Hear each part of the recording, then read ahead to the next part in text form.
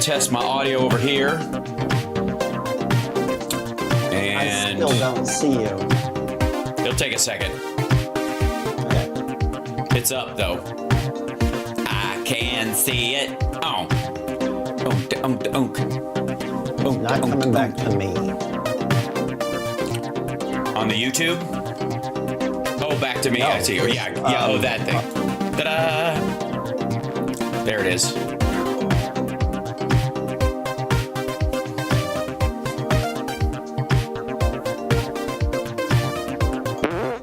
You heard that, right?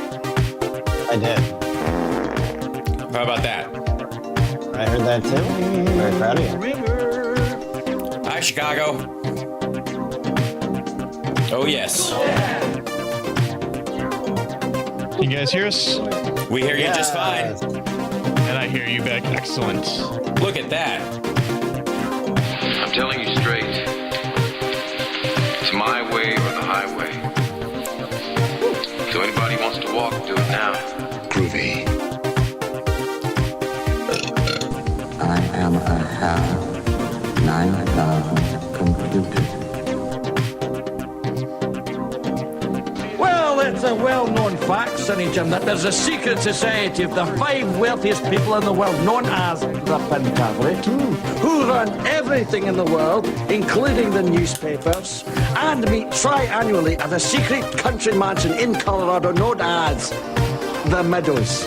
So who's in this Pentaveret? The Queen, the Vatican, the Gaetz, the Rothschilds, and Colonel Sanders before he went tits up.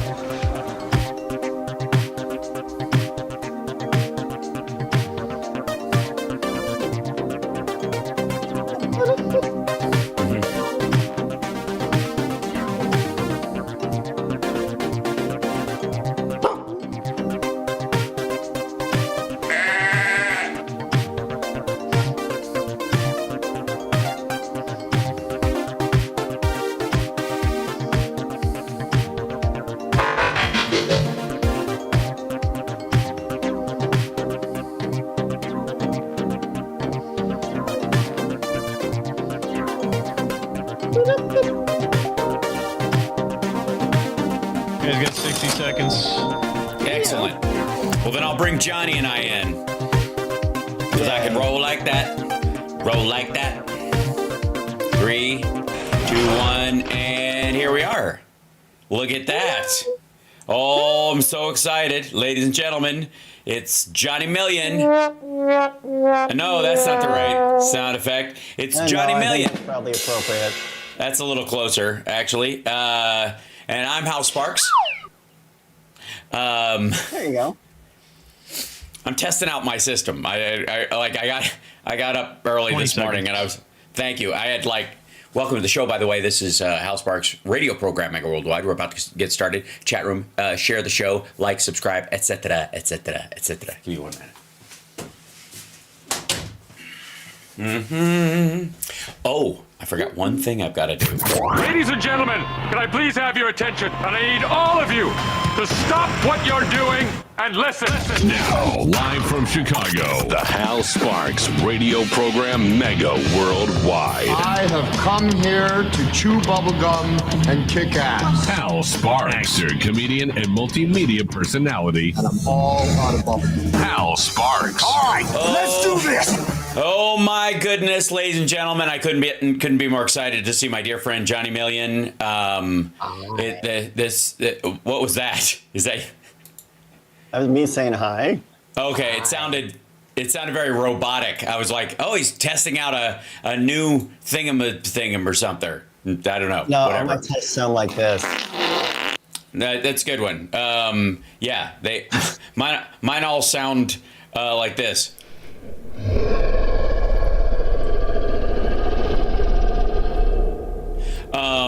But it's a diet thing. I think that's the difference in our diet. Yeah. Yeah. It's not uncommon. So there's been okay. There's a lot of things. Whoops, hold on. Oh, I see. We jumped into a whole new stream. Bubbity-ba. Okay. Why is that not the same thing? It's just being stupid over at YouTube. It's okay. All right. we will find the YouTube link for everybody. It should you should be able to find it live on my channel right now at infotainmentwars.com. The Onion has not yet bought me. I am not for sale in that regard.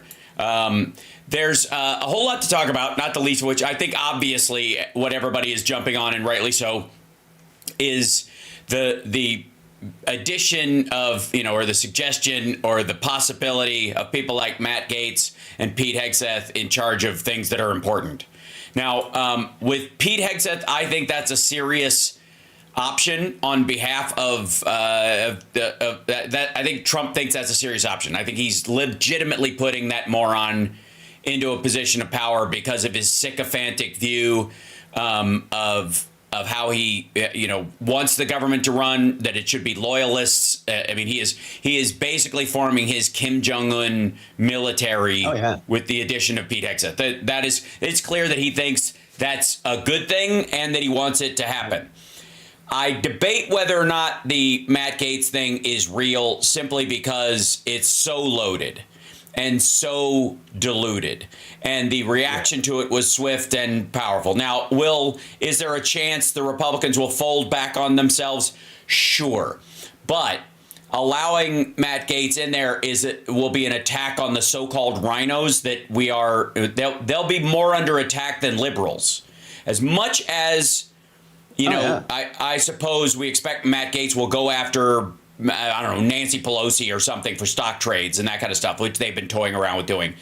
Honest to God, the people that have the most to fear are the alleged rhinos, are the remnants of the actual Republican Party. And to them, I can say, okay, keep him busy until you can bounce him. Because I think you're going to be his primary target. There is no question. Also, by the way, if you're joining Blue Sky, I am on Blue Sky at halsparks.com on there. It is a verified account. I don't have to use any kind of .bsky or anything. It's at halsparks.com on there. That is the easiest and best way to find me. So that said, I think Donald Trump has a history for, over the last little bit of doing kind of peppering his real awful choices with more extreme, like a buffer of insanity to draw fire, right? To draw attention. Yeah. And I have to say, hold on, I'm going to pose this,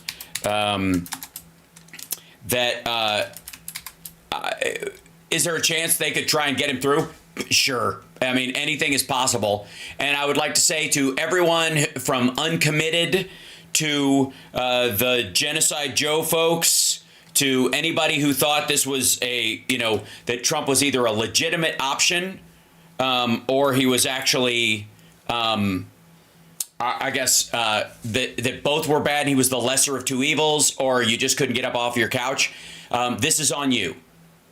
The margin of victory for him is, so far, it's 1.7, and going down, it'll probably be 1.2%. It is by no means a mandate by any account. So those that stayed home, sat down, sat out, or contributed to the death by 1,000 cuts that the Biden-Harris administration went through over the last 4 years, you're on notice. There is a huge difference between legit criticism within the margins of reality and living entirely on a raft of garbage floating in the sea, calling it a yacht, and believing in the stroke of the pen fallacy. Now, if you're new to the show, or you're new to me, or you're new to the Johnny Million world, the stroke of the pen fallacy is one of the most destructive forces in political ideology in the country. And it goes like this. All the person in charge has to do is sign a piece of paper and it's fixed. Okay?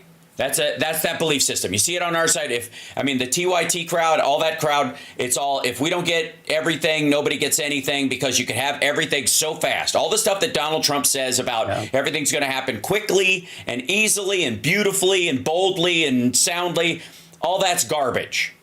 All of that is garbage. It's not going to happen that way for him. It didn't before. It's not going to again. He's not going to run unimpeded through a field of his wildest id wheat like the hills are alive at the sound of music. It is not going to happen because his people labor under this delusion as well. But the moral rot at the center of the stroke of the pen fallacy is that you can only come to two conclusions about someone who does not engage the stroke of the pen. If they can fix everything with a stroke of a pen, and you genuinely believe that, there's only two reasons why they don't.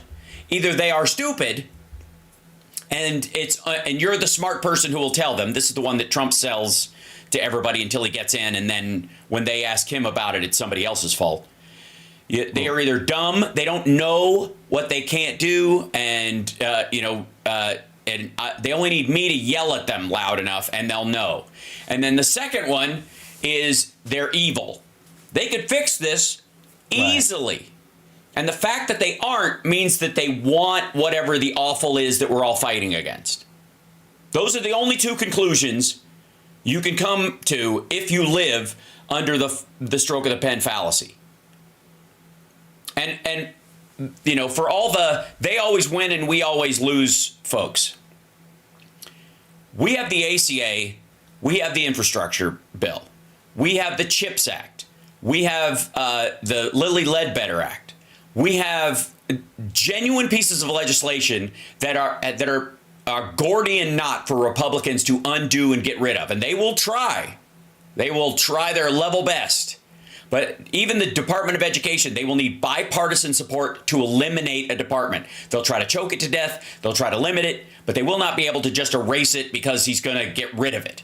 He can underfund it, understaff it, turn it into a useless rubber stamp, but he can't get rid of it for the next president. It doesn't work that way,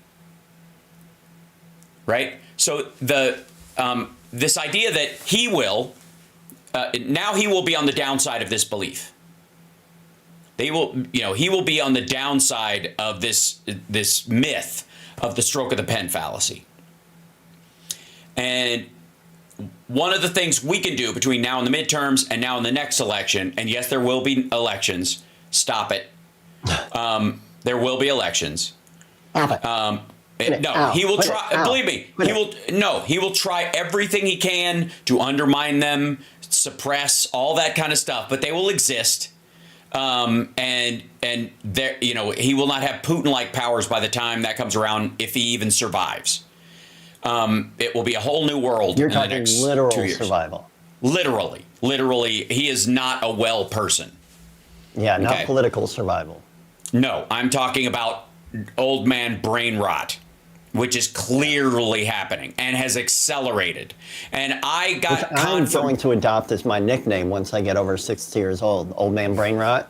Here he comes. Over here. Right.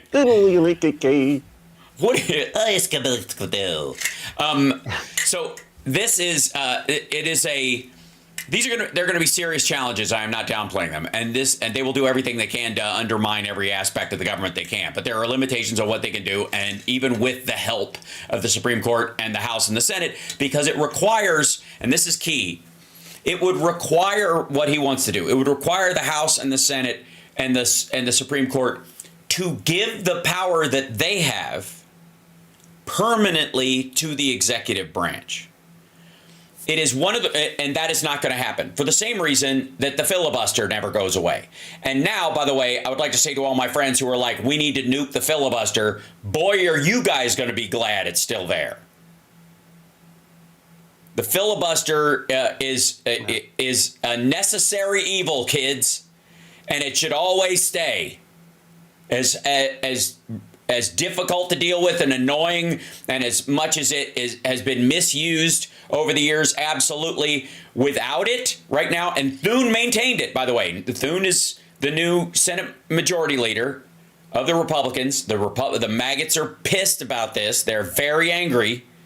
And one of the reasons is he's keeping that as a rule. He's keeping the filibuster. They didn't nuke it either. And you know why? Because they're going to need Democrats to use it to stop Rand Paul from bullying stupid elimination bills to the front of the pack. That's why. Rick Scott. The checks and balances remain. Yes, and they have to. And Rick Scott, who was, Trump's choice and MAGA's choice for being Senate Majority Leader, got 13 votes. That's how many maggots there are in the Senate. Okay? Or maggot adjacent. Probably 10, and then 3 were cowed or elbowed into doing it. The rest of the Republicans in there are not about to hand the power of the Senate to the president, because these people do not have term limits, and they have 6-year terms. Every single Republican who has just been reelected is going to have a term 2 years longer than Trump's. And some of them, like Thune, want to be president one day. And they want to be president of the United States, not some subsidiary of Russia. And they're serious about it. And it is, let's see, John R. Chat says, Hal thinks Dems will win future elections by insulting voters. Nope. I don't believe they're voters. I'm not insulting voters. I'm insulting people who pretend to vote. I'm insulting people who didn't vote this time. I'm insulting the very people who didn't vote in 2016 and handed Donald Trump the Supreme Court. They deserve to be insulted. Are you vote shaming? Yes, I'm vote shaming. You should be ashamed. That's a shameful thing. If you allowed Donald Trump through and you didn't vote, or you tap danced around this, or you were part of the obliteration, we need to hold the Democrats' feet to the fire crowd while you don't protest Republicans. Shoo. You have done all the damage you are going to do here, and go live on Twitter, the ever spiraling toilet of social media that is dying a quick death. That's pretty awesome. I have no sympathy. None. If you were looking for that, I'm sure someone will walk you by the hand like you're in a brain concussion ward after you've been hit in the head with a brick, and will treat you very gently. That's not me. No. People who did not vote this time when women's rights were on the line, and people who voted the other way because business or price of eggs or whatever, no. You deserve to be shamed. Go to hell. Is that clear enough? Is that, I think, am I making myself abundantly clear? Awesome. We'll be back right after this, by the way. I'm on Blue Sky at halsparks.com on there. Easy to find and verified. Also, Nerd Halen is on there as well, using our nerdhalen.com thing, because we're very nerdy and we know how to verify ourselves. We're going to do that for Johnny Million, too. We're going to make it happen. I trust. We'll see you after the break. I've got a few followers. I'm on there. I'm It's Johnny Million. Mm-hmm.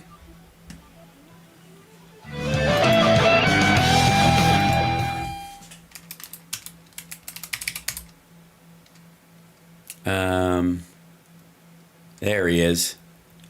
It's Johnny Million. Follow you back. Bonk.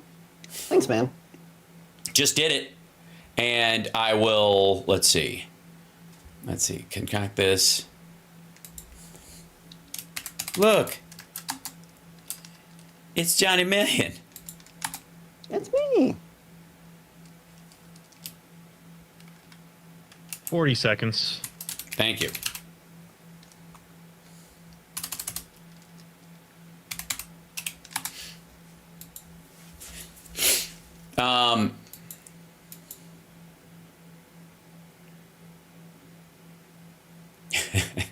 By the way, one of my favorite follows right now is Adam Kinzinger. Dude is not pulling amazing. Any punches. I voted against him 3 times when I lived in DeKalb. This is before he got sane. Mm-hmm. Yeah, he had a shock to his system, clearly. Yeah. Well, yeah, he just needed a Trump administration.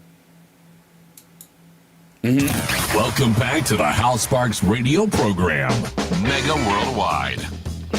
So, one of the things that I've been trying to drive people towards is, if you have a Twitter account, get out now. It's over. There are two ways that Elon Musk, well, there's three ways now. There are three ways Elon Musk makes money off of you if you're on Twitter. One is subscriptions. If you subscribe to it, obviously, to maintain your verified status or to get any of the features on there, you are putting money into his pocket directly. If you are simply on there engaging because you feel like that's where the fight floor is, then you are simply performing in the arena for the gladiator fight that he sells tickets to. And the tickets he sells are to advertisers. Your engagement is a nickel in his pocket every single tweet.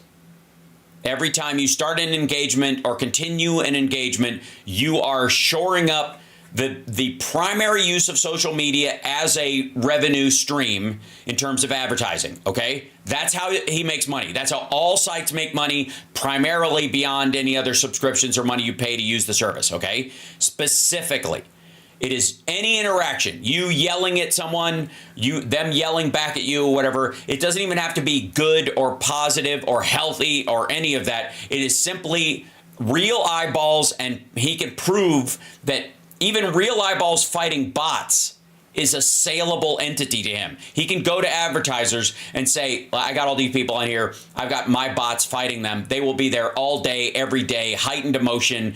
You know, they're adrenaline high, and they'll see your ad and they'll be primed to buy stuff or think that, and we'll help you with the algorithm of what they bought in the past because we'll buy, shopping lists off of places based on their email and that kind of stuff. It's exactly what he does. So if you're on there at all, even if you don't pay to be on there, you are making him money. Right? Clearly. The other one is he trains Grok on you. His AI, XAI's main large language model that they use, their AI, is called Grok. And he trains it on the site. He uses the input and output, the conversations, the back and forth, how you talk to bots, how bots talk to you, whether it's functional or it works, what your responses are. That trains his AI so that he can sell that AI. Bots the same way that Norm on, not Norm, on the Honeymooners. Yeah, Norm. The way he addresses the ball. I say, hello, bot.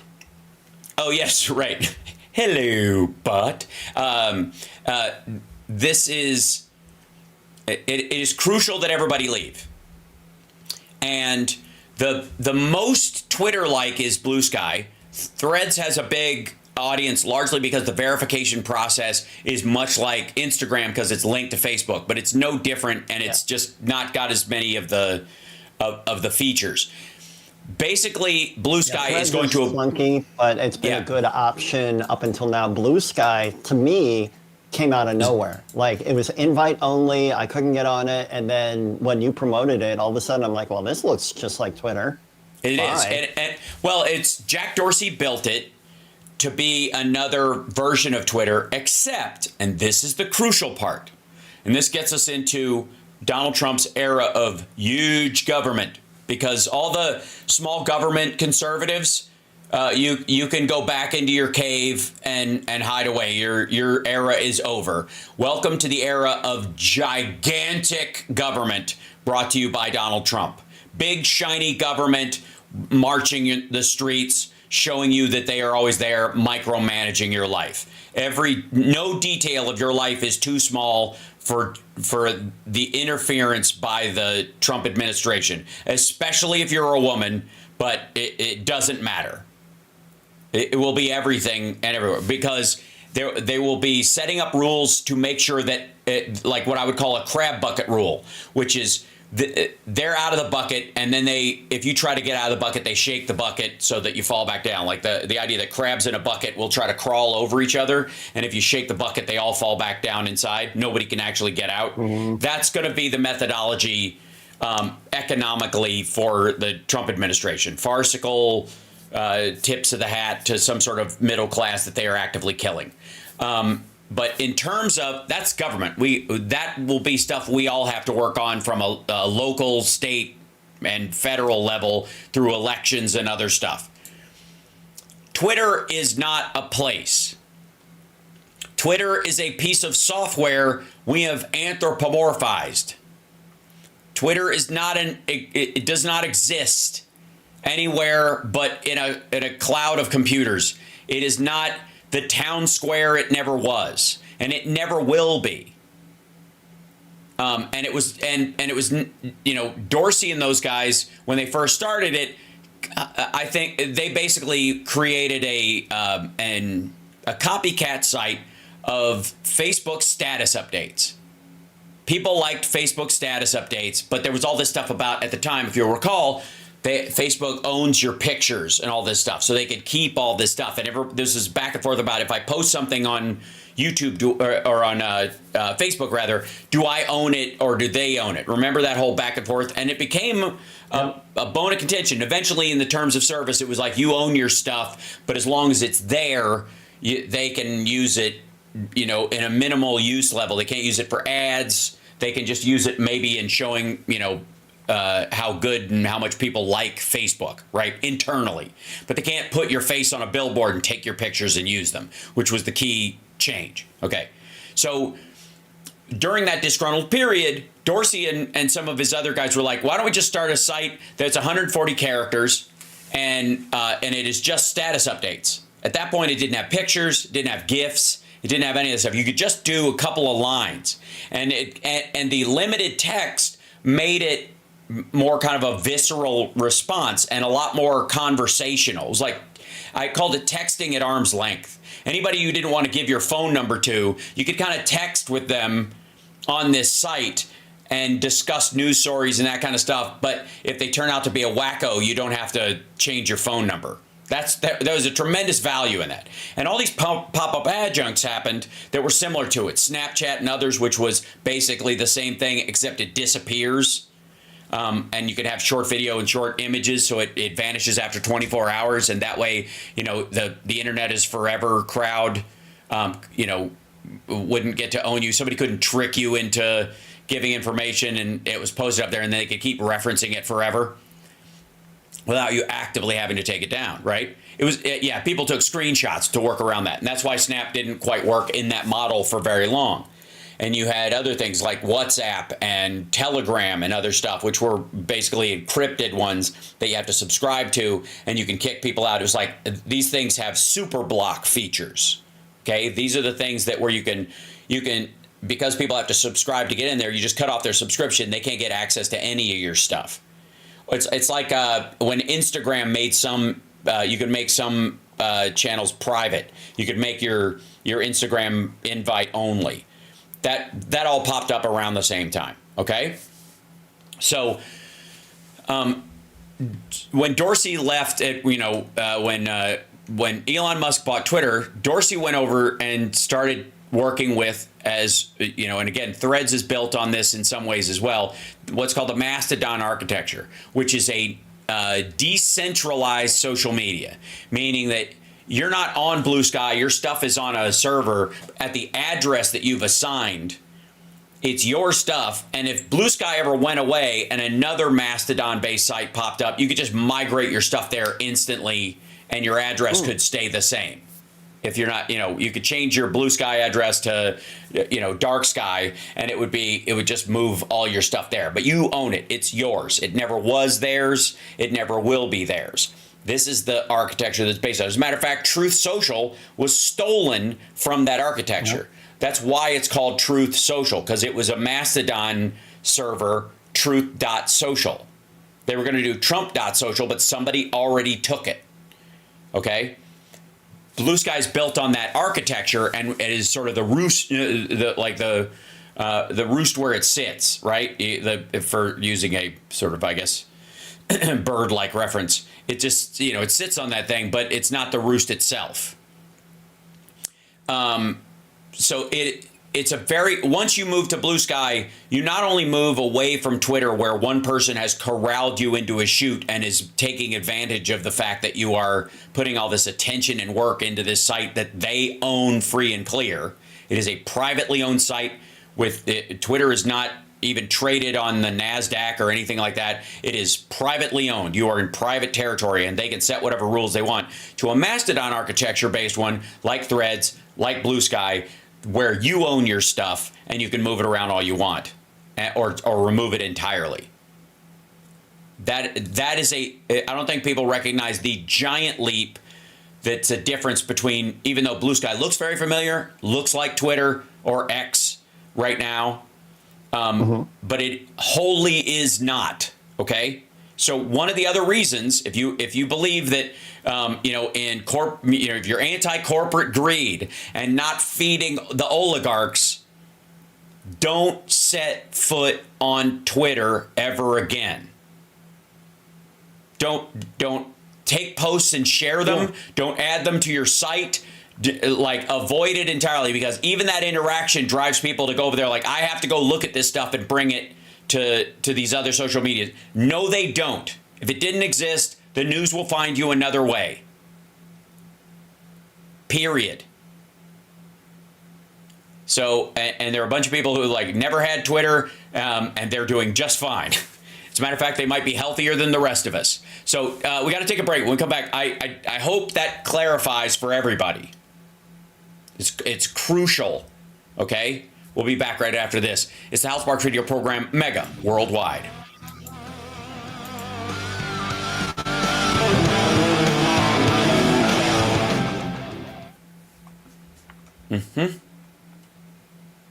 So one of our wonderful chat and Blue Sky followers, Pundit Puppet, has said that I should probably ask you how to embed my YouTube stream into Blue Sky when I stream. Oh, yeah, it's not hard. You get a shareable link from YouTube or Twitch, like you would anywhere else, and you literally cut and paste it straight into a post, because it'll pop up. Just like. Yeah, people so have just to right at the beginning of the stream. Yep. I just put mine in there as well, so this will be up on our thing. There we go. Look at that. What people there, there's different levels of. Let me see if this makes noise. There we go. So I'll show you what it looks like. Yeah, I see the link to it. Okay. Well, I guess it does embed, doesn't it? Hold on, I'll turn it. You're not Rob Glenn, but I'm going to show you this. Here you go. Doink. There you go. This is just what the embed looks like. You just pop it in there like a link like that, and this will show up below it. Just like Twitter used to do. Works like a charm. Totally good. I have not tried the embed, the regular embed feature. Thank you. Which is where, I could take let's give it a shot. Who cares? I'm going to take the embed. You're locked into the Hal Sparks radio program, Mega Worldwide.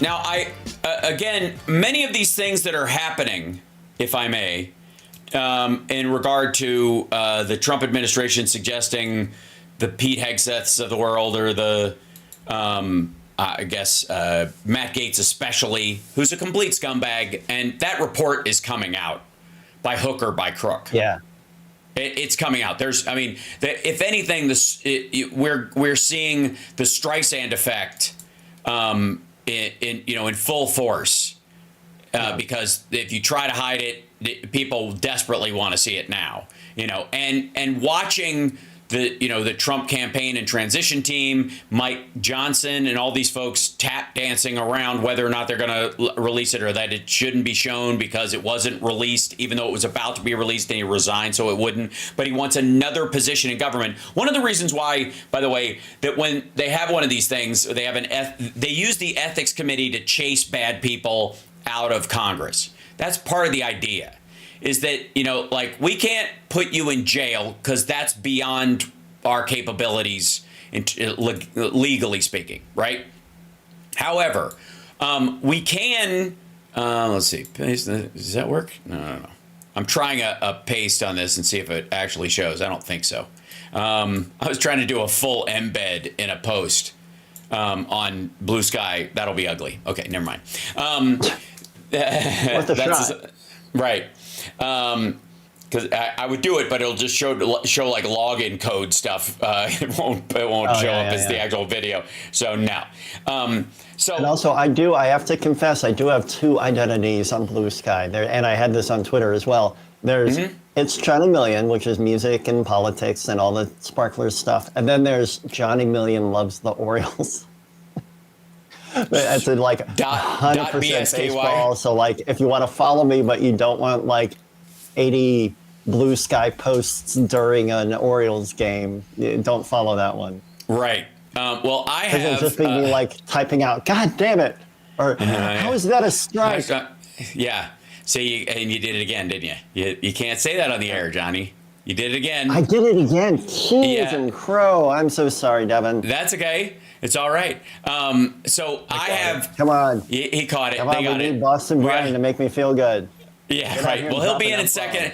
Boston Brian will be here in second hour. So I think he should just Devin should just rest his elbow on the dump button during hour 2. I have a second one. 15 minutes. Yeah. Yeah, exactly. I have just like being dumped for something that weak. I want to be dumped for something grand, you know?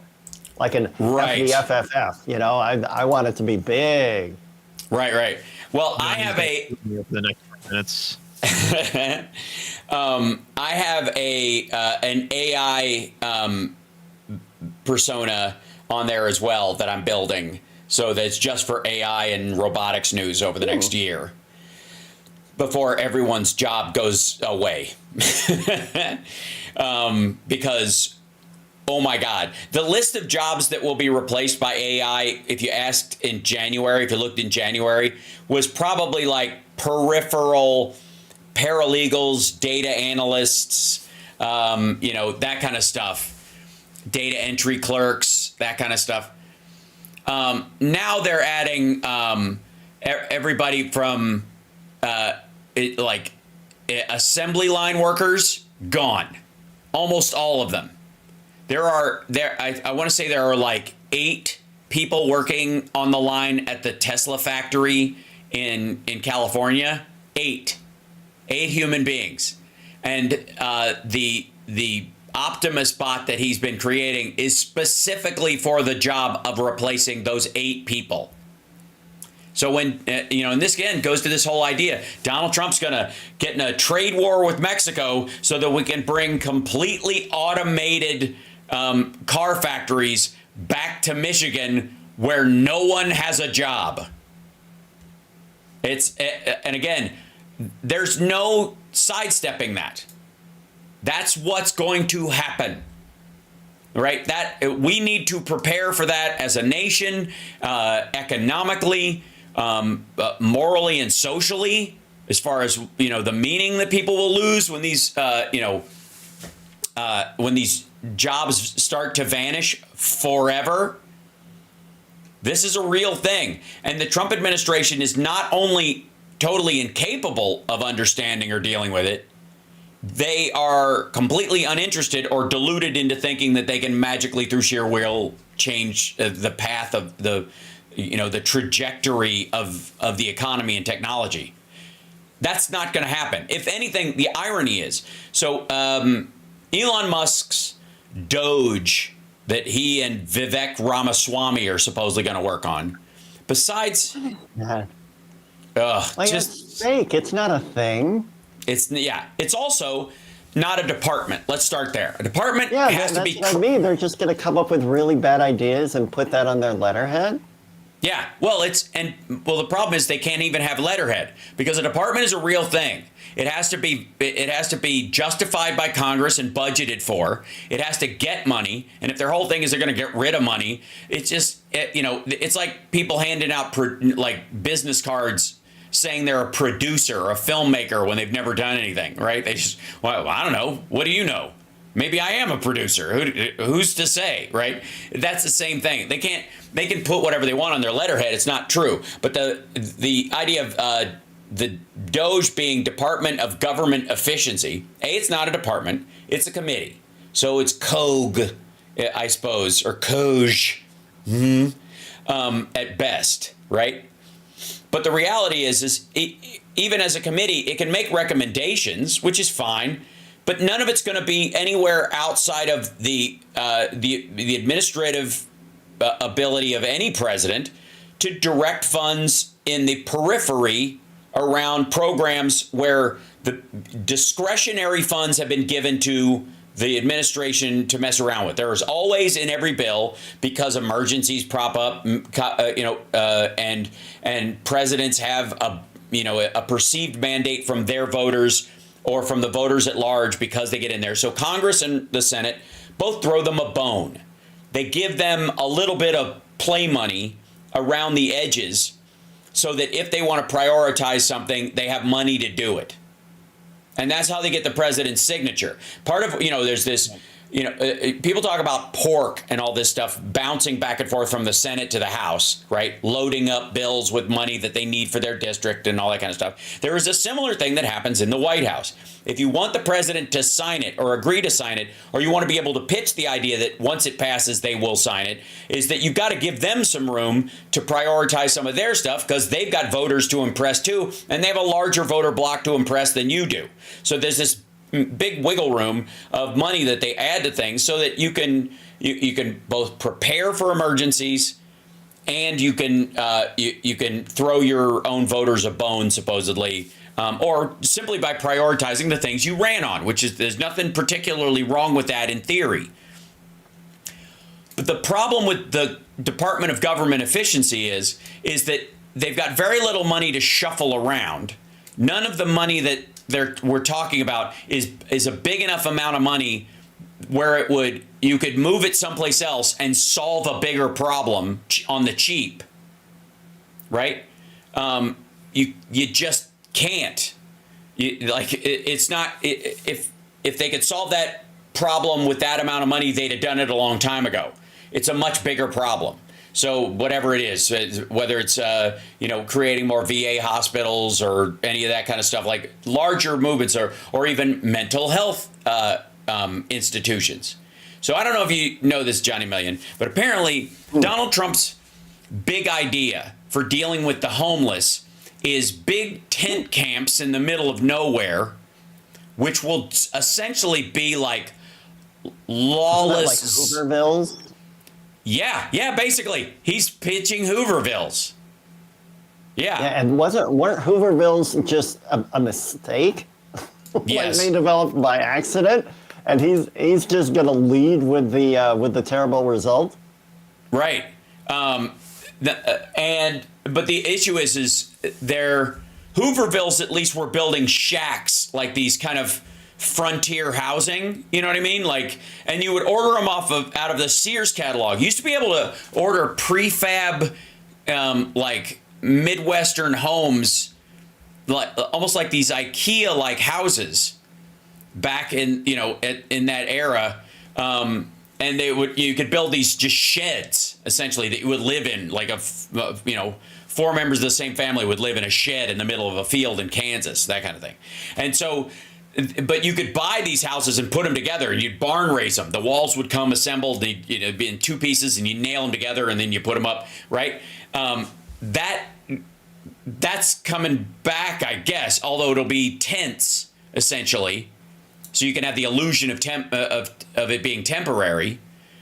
But the other thing he wants to do is bring back mental institutions. Now, one of the reasons why we do have, and this is one of those, like, a sensible solution in the hands of a madman. Why did Ronald Reagan get rid of the mental institutions that we did have in this country that used to house the people who are unsalvageable in terms of being able to live on their own, healthfully or safely? Why did we lose those? Okay, because there was a period of where in the rise of psychoanalysis in the United States and its growing influence on both the culture and pop culture, there was this big fear in the same way that like debit cards at the same time were seen as the mark of the beast. Right? Yeah, you remember this during like along with the satanic panic, right wingers of all sorts have been trying to, they've been Amishing their way through life for a very long time. They said it about like your cell phone number is basically going to be the mark of the beast. You can't do business without a cell phone number. That's the number. It's not going to be the same number for everybody. There's basic, I remember in the 90s, seeing a guy on a bulletin board talking about how there's no difference between your cell phone number and the tattoo that people had on their arm at Auschwitz. Like, that's the reaction that, and has not changed. These are the same people. These are the same people. They have always been with us, and social media has given them the illusion of breadth of belief and that they share. So the mental institutions themselves, one of the reasons, among the reasons that like he wanted to give a big tax break and is better off if you just let those people die. There's also that passive eugenics aspect of Reagan. There was this weird belief on the right that they were going to start rounding people up. They would declare conservatism a mental disease, round everybody up, and put them away. We heard this with Alex Jones and the FEMA camp idea. This is where it came from, and it's as absurd as it sounds as I'm saying it to you, but they genuinely believed it. We don't have a national ID right now that you could use to vote. We don't have one because you'd have to provide it for free to everyone, so it wouldn't be a poll tax, right? So we should have a national ID, a national ID card that tells that you're a citizen, you have the right to vote, all that kind of stuff. It can be linked to your driver's license, but it doesn't have to be. There's all kinds of stuff. Why won't Republicans go for that? Because it's the mark of the beast. Because that's the number that the great Satan, the U.S. government, will make you use if you want to go anywhere or do anything. It's the beginning of the social credit score. That's what they're selling. And the irony that Donald Trump is going to attempt to bring back, what do you think the blowback is going to be from the maggots when he starts bringing back mental institutions and he's got a bunch of, quote, former Democrats running around the White House as his brain turns to gelatin, going, you know, we could make a lot of good changes if we just got rid of the right people. And the same Jan Sixers and the Roseannes of the world are all going to start panicking when that happens. Yeah, right up there with FEMA camps and Agenda 21 and all that kind of stuff. Or the fourth turning, you know. This is there are enough of these kind of like passive Illuminati garbage theories out there that you don't even have to believe all of them. Any one of them will work. Yeah, Jade Helms, another one. That these were supposed to be the end of freedom. Remember that stuff? The irony that everything that Donald Trump is suggesting is not just big government, but huge government. It's huge. Huge government, the biggest government, the most big, beautiful government you've ever seen, right? And we're going to have roundup camps for homeless people, and we're going to do a deportation papers, please law. What is more big government than government troops knocking on doors, checking to see who's a citizen and who isn't? Even if you're for it, it's big government. Just as long as you don't regulate my factory or my work site. Right. Well, they're certainly not going to go knock on the doors of the people that are hiring them and throw them in jail, right? No. Those are their business friends. We got to take a break. We'll be back right after this. It's the Hal Sparks radio program, Mega Worldwide, on WCPT Radio, Chicago's Progressive Talk.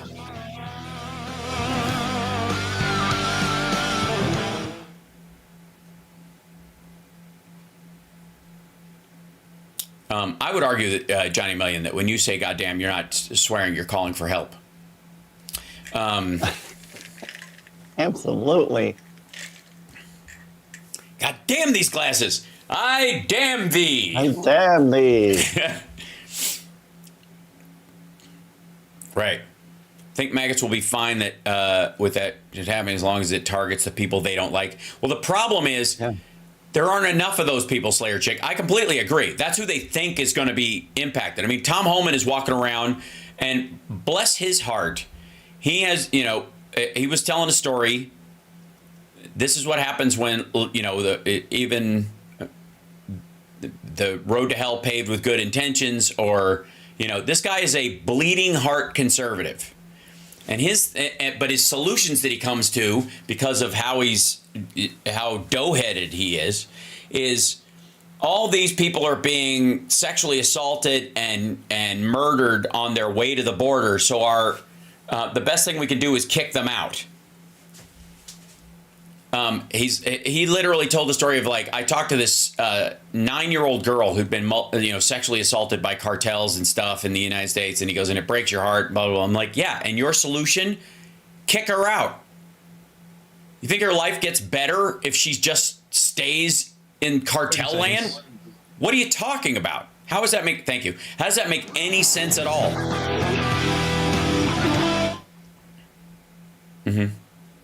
That was me. Wrong button. You got 15 seconds. If I had a nickel.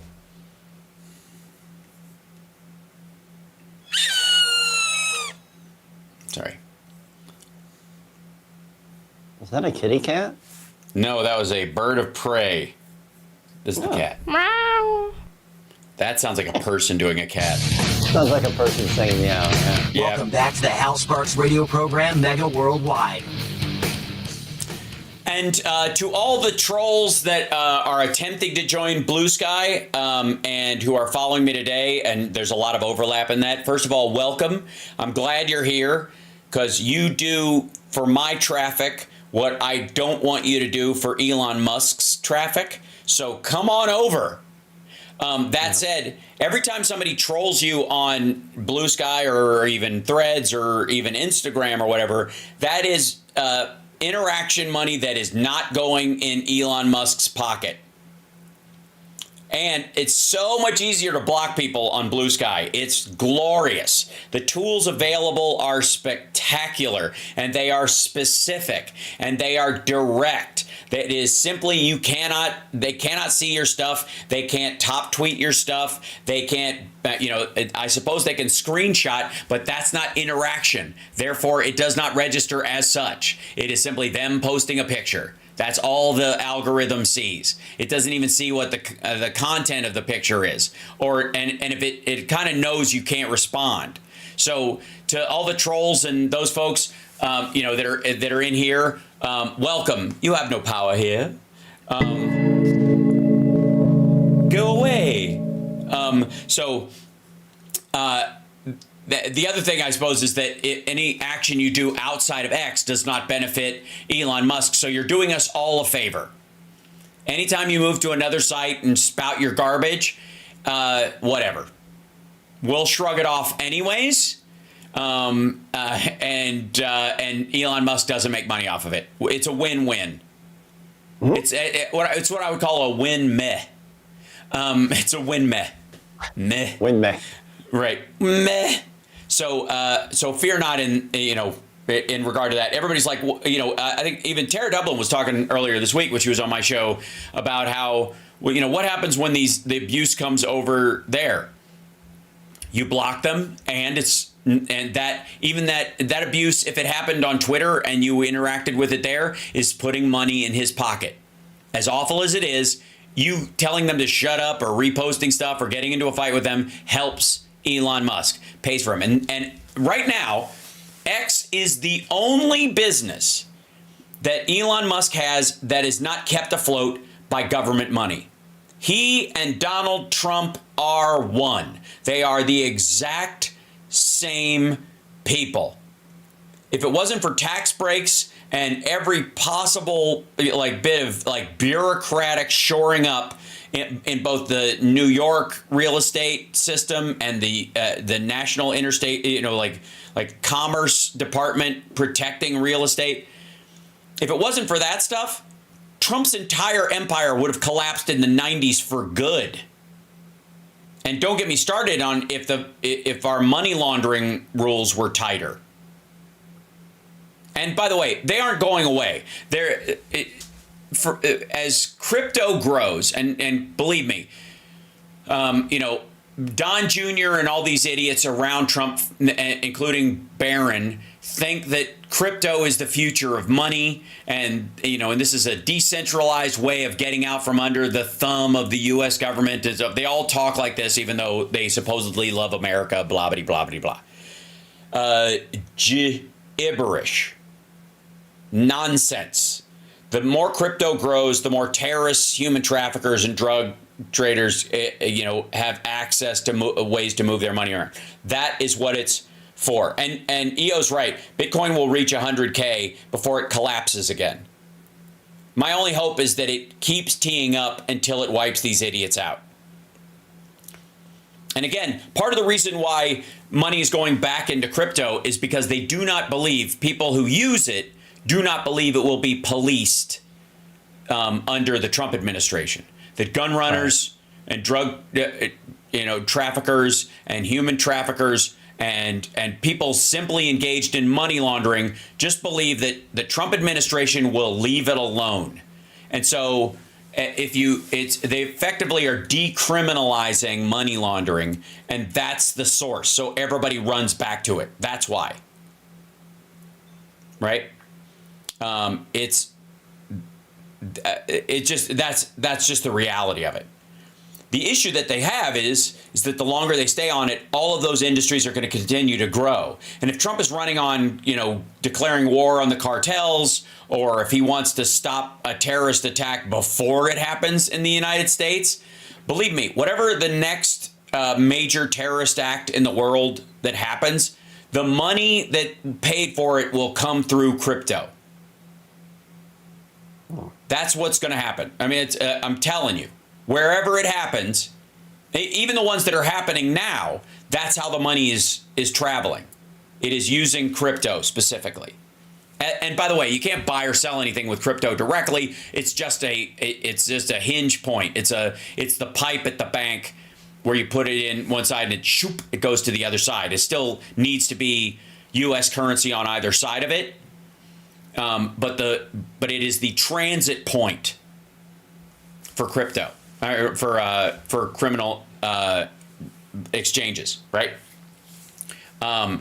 It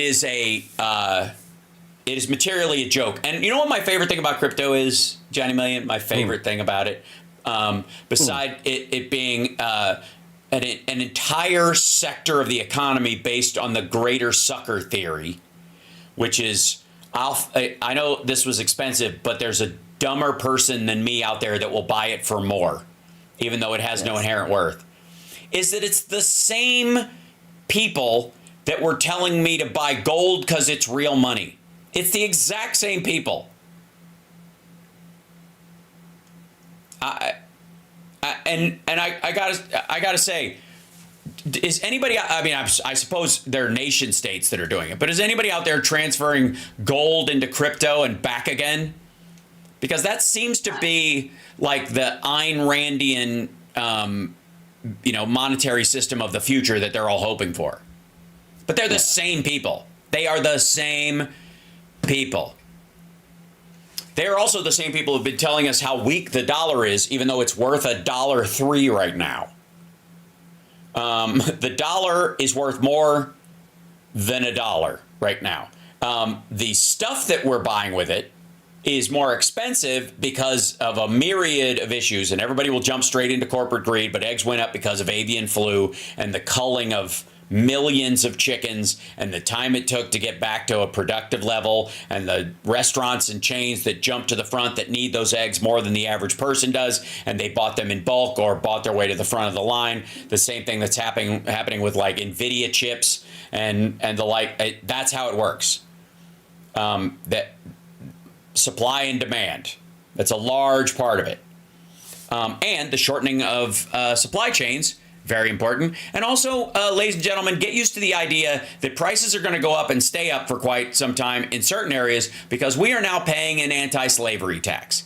And I'm fine with that. If if an $8 shirt now costs $10 because someone is not being enslaved to make it, explain to me how that's a bad thing.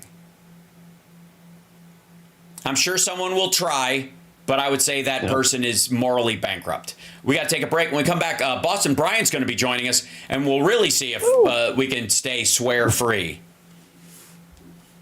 I don't like our chances. No, I don't either.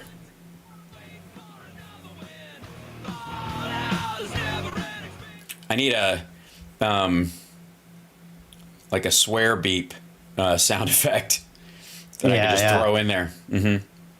There he is. Hey, 1 second. Let me bring you up here. There he is. Donk. Are you doing the? He's doing the gopher dance from Caddyshack. I'm all right. Yeah. Don't nobody worry about me. Oh, sorry, this is wrong. 2 guests. Here we go.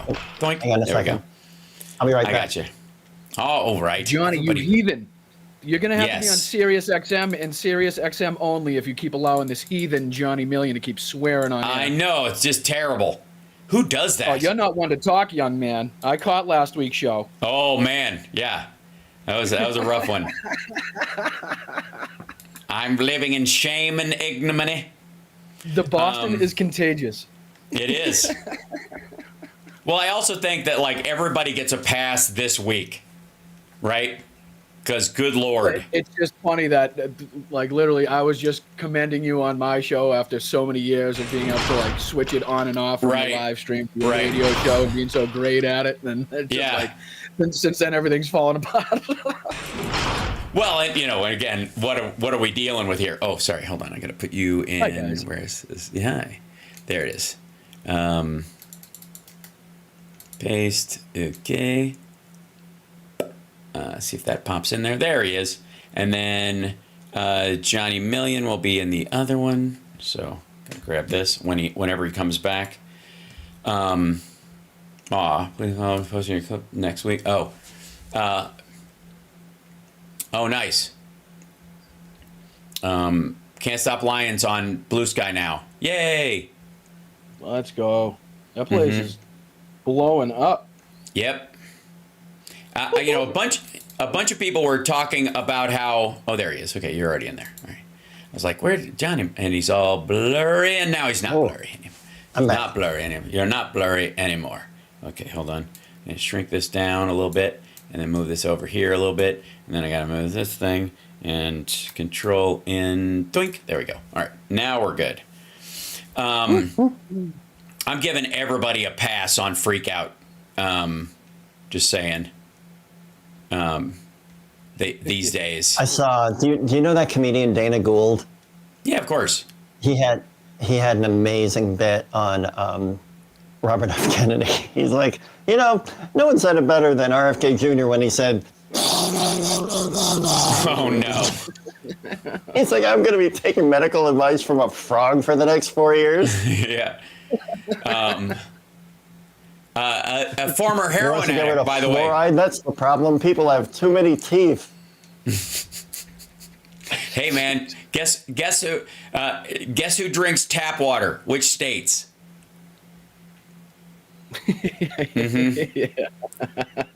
I'm just glad he hasn't come out and announced Adolf Eichmann as Minister of Transportation or Albert Speer as Minister of Infrastructure. Right. Oh, hold on. Wouldn't surprise me at this point. Hold on. Where am I? What am I doing? Okay. Oh, I see what I did. Hold on. 2 guests. There we go. Are we boring you, Johnny? Nope. Okay, there we go. Spice it up a bit, Bri. You can do it. You're listening to the House Sparks radio program, Mega Worldwide. I've had people walk out of me before, but not when I was being so charming. Video streaming at housesparks.com. I don't care for you if a putrid slut just prowling out. Plus face little pimp stick. Might be a good time for you guys to give up.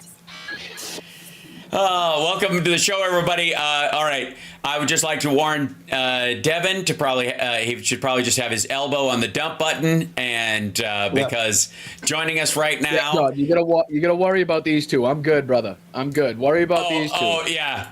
Now, yeah, of course, we're the problem child in this situation. Yeah.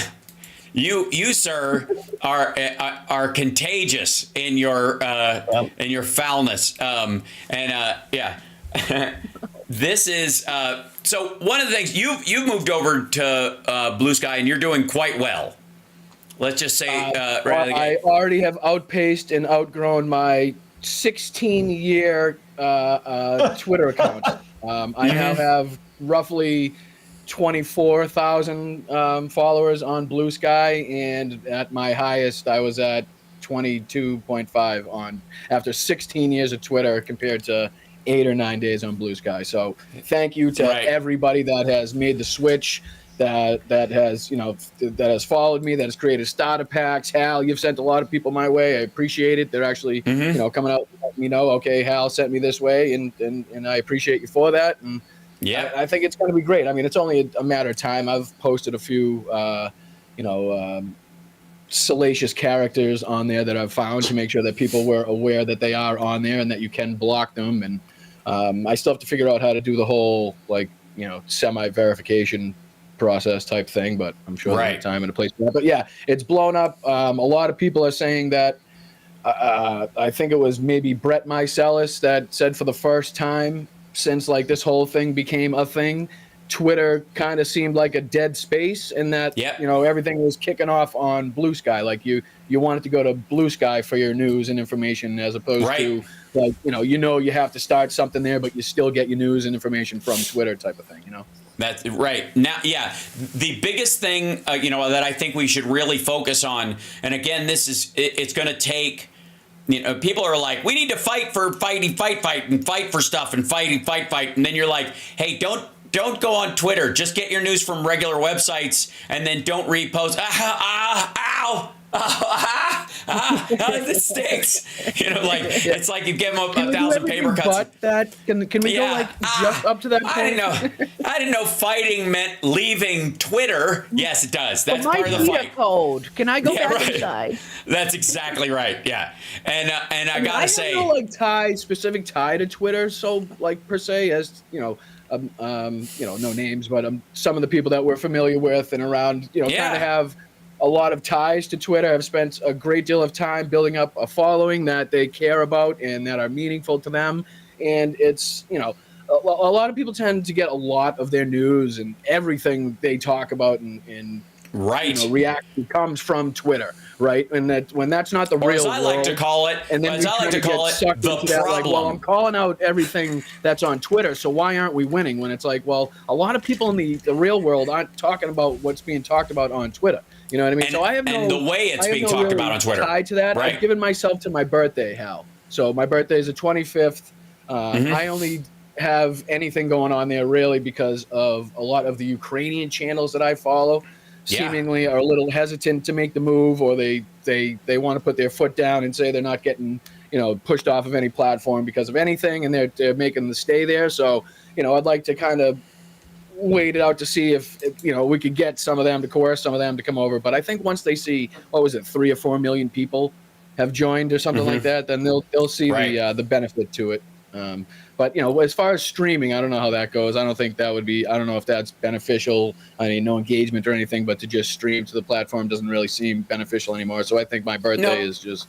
No, I'm using similarly. I'm using Thanksgiving as the final pack day, and that's what I'm giving to everybody else, so they can you can download all the content up there. I don't know if you've done that, but you can go into your account settings and download everything you've ever posted into one big file, and you'll get a zip file. It'll tell you in about 24 hours that it's ready. You download it, you keep it, and then you can.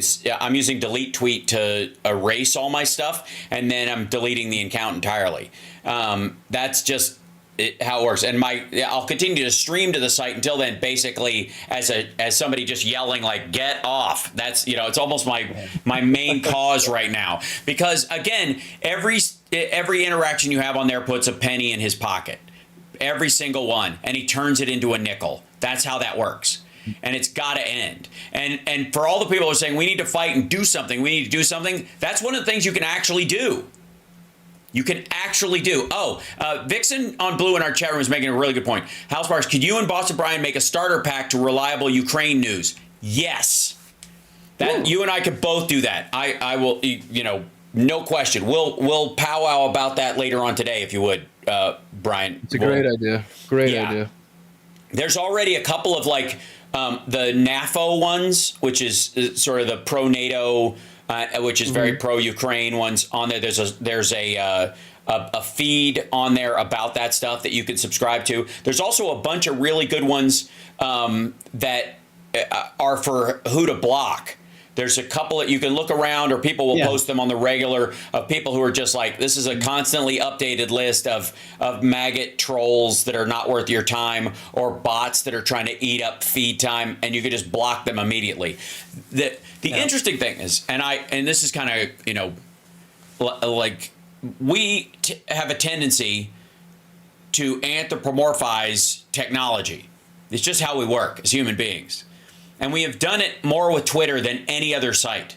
Facebook, people look at as a take it or leave it site, even though there are way more people on there, actual human beings.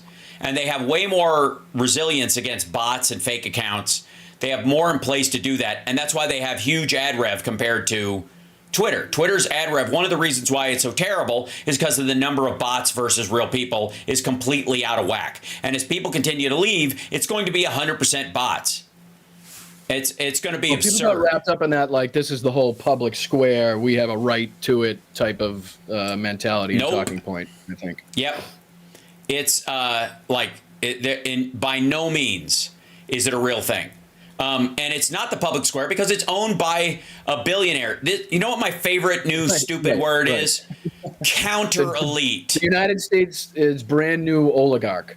Elon Musk, who basically, just like the Russian oligarchs, has no ties whatsoever to the government, but uses his money, power, and influence to get to cozy up next to the most powerful people in the government to get exactly what he wants, all the riches, all the funds, the early access to the best technology that he himself isn't capable of producing or thinking about or anything like that. So he relies on the government subsidies and the people that come from other companies like NASA and the great engineers from all over to do the work that he takes credit for. Right. Yeah. And again, none of his companies are profitable without government money. That's why X isn't profitable. Never has been. It's been dying ever since he took over as far as, its viability and its profit. I mean, if he's such a genius, why did he pay $42 billion, his and other people's money? By the way, not only are the Saudis co-owners in X, but so is Sean Combs. Sean Combs is one of the founding people that I think it's like almost $2 billion from Sean Combs' investment. Would a genius spend that much money and then immediately hop on a stage and tell investors and advertisers to F off? Yeah. Is that good business sense there? Well, I think I know. And I think to him that was on purpose. It was on purpose. It was meant to there's a bunch of people in the world, oligarchs in particular, but also like authoritarian leaders that wanted Twitter dead anyways. And it was like Elon Musk came along and went, how about I kill it and make money at the same time? You can pay me to kill it. Which is effectively what that is. Because like these guys, after the Jasmine Revolution, Twitter was the primary way that Iranian dissidents communicated. When they were trying not to get, culled by government forces. And it worked. And after that, there are certain groups, and like the Iranians complained to the Russians and the Chinese decided to bully up on this. That's when TikTok showed up. And then they started trying to kill Twitter on a bunch of fronts. And Elon Musk, who speaks fluent Russian, gets all the aluminum for Teslas from Russia. They are his primary supplier. The bodies themselves are formed largely in China. There's an assembly plant in California, but the tariffs allegedly that Trump wants to put on will hit Teslas really badly. They'll hit everything really badly, but they'll also, he'll probably get a carve out. But the point is, like, he needs these authoritarian governments to make a profit. He can't, I guess his genius is the same as like a serial killer. I'm a genius because I can sneak up behind people who aren't expecting to be killed in their homes. You know what I mean? None of these guys, there are no serial killers that are like, they have a string of victims. What do? They walk into bars and start fights with SEAL team members head on. You know what I mean? None of them do that. You know why? Because it wouldn't be smart. Right? But you don't get credit for being smart because you sneak up behind people who are doing their dishes and kill them. He must be a genius. He got away with it for 25 years. What did he do? He killed people that society doesn't look for, and he buried them in places where civilized people don't go. Genius. Or maybe that's just our fault.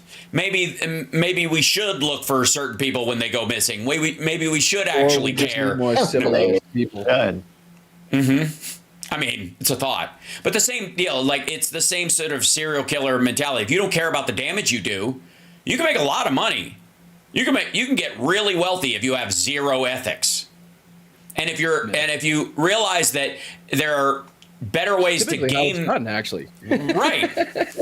I mean, what do you think happened? Like the whole, like, the movie Casino is all about the transition from the old school Italian way of beating up your rivals to like being litigious in the coming years. Should we talk the whole show like this now? Just cover our mouths, just so we can cover it. Right, yeah, just to make sure nobody. We'll just translate it in there. Nobody knows. In case anybody in the right's watching, we don't want them to catch us. Get any ideas? We might be stealing a second. Well, that is exactly where they come from. Let's take a break. When we come back, more with Boston Brian and It's Johnny Million. Boston Brian has a show on Saturdays called Blunt Politics, which I think is some sort of a drug reference. And Johnny Million, It's Johnny Million, 2 times a week on his channels. You can find him at It's Johnny Million on Blue Sky as well. And Boston Brian is on Blue Sky as well. While we're in the break, subscribe. We'll be back.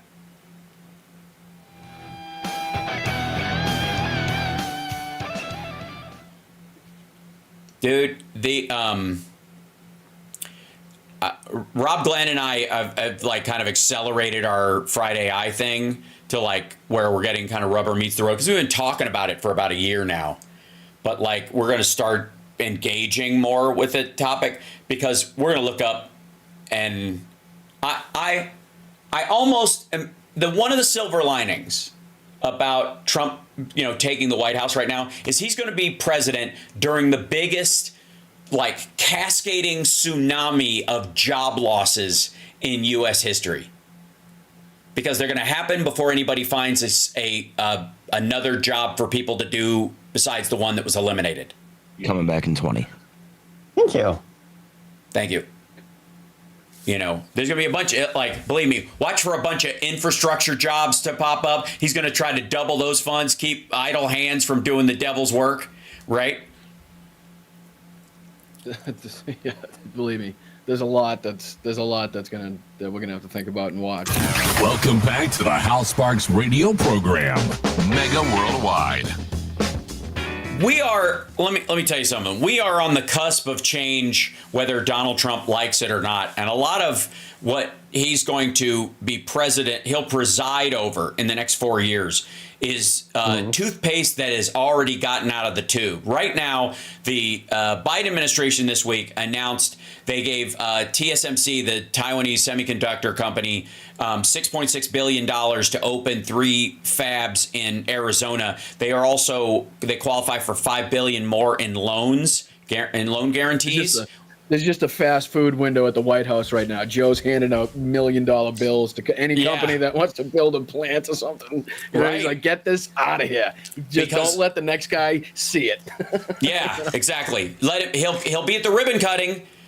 Understand, shamelessly, and it'll be up to us to remind everybody who paid for this stuff, and it will the biggest laughingstock of the Trump presidency, as his brain continues to decay like I don't know, time-lapse photography of a donut on a windowsill.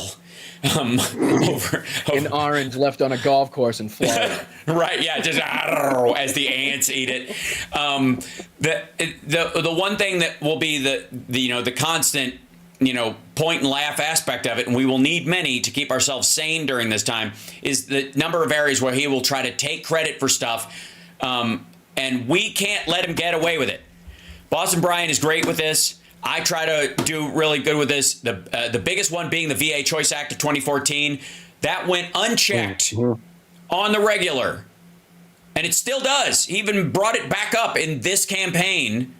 And news people, without fail, just let it slide. Well, the veterans, there was a rise in popularity of the VA after that. Yeah, because the plan went into effect. It was signed into law in 2014, and it took 2 years to start implementing it, and he took credit for it. He's going to do the same thing with this stuff. And then he's also going to say that the problems caused by automation and all this stuff and the jobs cut by the DOGE, the COG, right? The federal employees that these guys want to cut, what jobs are those folks going to go to? Right? Exactly. And it's funny you say that too. Yeah. Go ahead. Talking about the, I went back and found 2 Midas Touch videos, both over a year ago. One where I was talking about Operation WB, Eisenhower's, racist plan to have mass deportations back in the 50s, and I was warning people that this was a very likely outcome, a very likely possibility if Donald Trump were to win the election. And another video was the one where they were calling out, where Trump's taking credit for the VA Choice Act. And not only that, there was another one too that I'm blanking on right now. But a lot of these things they've been getting away with saying for a long time, where nobody in the media seems to call them out. Nobody that's interviewing seems to call them out. And, I'm with a channel of 8,000 subscribers is not, I mean, I'm yelling into a void. Basically, I can shout it at the top of my lungs till my head pops off. But I mean, I'm only reaching so many people at the end of that. You know what I mean? So it's like, until this, we bash through somehow the wall or the barrier of the mainstream media to get them to continuously just say, okay, now going forward, it's our duty to make sure anything they take credit for that is not something of their doing, we must call them out to let the American people know that they are not responsible for this. If the Democrats are poor at messaging, then let us. We got to make up the gap. Exactly. And one of the things that my buddy Rob Glenn of Root Design Chicago, who's amazing, and I are going to start working on is AI bots that help with that messaging. And we're going to set up campaigns and others with it, God willing, the ability to to use all these tools that are becoming available that the right uses under the radar, and we'll use them overtly, not covertly. To deal with this kind of stuff. And, this is kind of crucial. Again, the VA Choice Act was signed into law in 2014. It was drafted by Hal Rogers in Kentucky, a Republican. It was signed into law. It was passed bipartisan and signed into law by Barack Obama. Everybody was asking for it. And it is unconscionable that people in the media, when he brings that up or brought it up, that they would just shrug it off. That they don't know is not an excuse, but if they don't know, it's absurd. It means they didn't cover it back then, and they didn't care when it passed, honestly. Because everybody, like not knowing what the difference between Obamacare and, the same thing of a different name is. You know what I mean? Right. It's like, they think they're 2 totally separate policies. Oh, my God. My mom was signing people up for Kentucky Connect, which is their Kentucky-based ACA system. And people were coming at a state fair. People were coming out like, I'll sign up for this. I'm glad we got this in Kentucky. I don't want to do that Obamacare thing, but luckily we got Kentucky Connect. And the woman my mom was sitting with had told a couple of people, actually this is the Affordable Care Act. It's our version. And my mom literally put her hand on her arm, like, don't. Just don't. Yeah, save your breath. Save your breath. He needs it. He'll die without it. Let him sign up, and whatever delusion he needs to tell himself that it's not Obamacare, that's fine. And that person has had insurance for the first time in their lives with no stoppage because of pre-existing conditions, and it very well could have saved their life in that interim time between when that happened and now. And they still think Obamacare is evil, right? That person still believes that to this day. So that will be, again, this will be on us. Now, what do you think? I mean, obviously, I think, I have my feelings about the Matt Gaetz AG nonsense. What was your primary reaction? Try to talk about it without swearing. All right, Wusa, and go. Wusa. Right. I think he's overplaying his hand. I think he's sniffing his own farts, and he really believes he has this entire countrywide mandate that a lot of people have kind of said in their talking points and, you know, alluded to without actually looking at the margins in the House and the Senate and, you know, the amount that he won by in the popular vote, again, not a blowout by any stretch of the imagination. Right. We think it is because we were expecting ourselves to win by a great number. So any reversal in that and any win or by them in the popular vote is going to seem like a butt kicking. You know what I mean? So I think he's overplaying his hand really, really quick here. Right. I think a lot of people are finding out, like they thought, again, I don't know how many years we've heard about this. Oh, he's going to moderate himself. He's a changed man.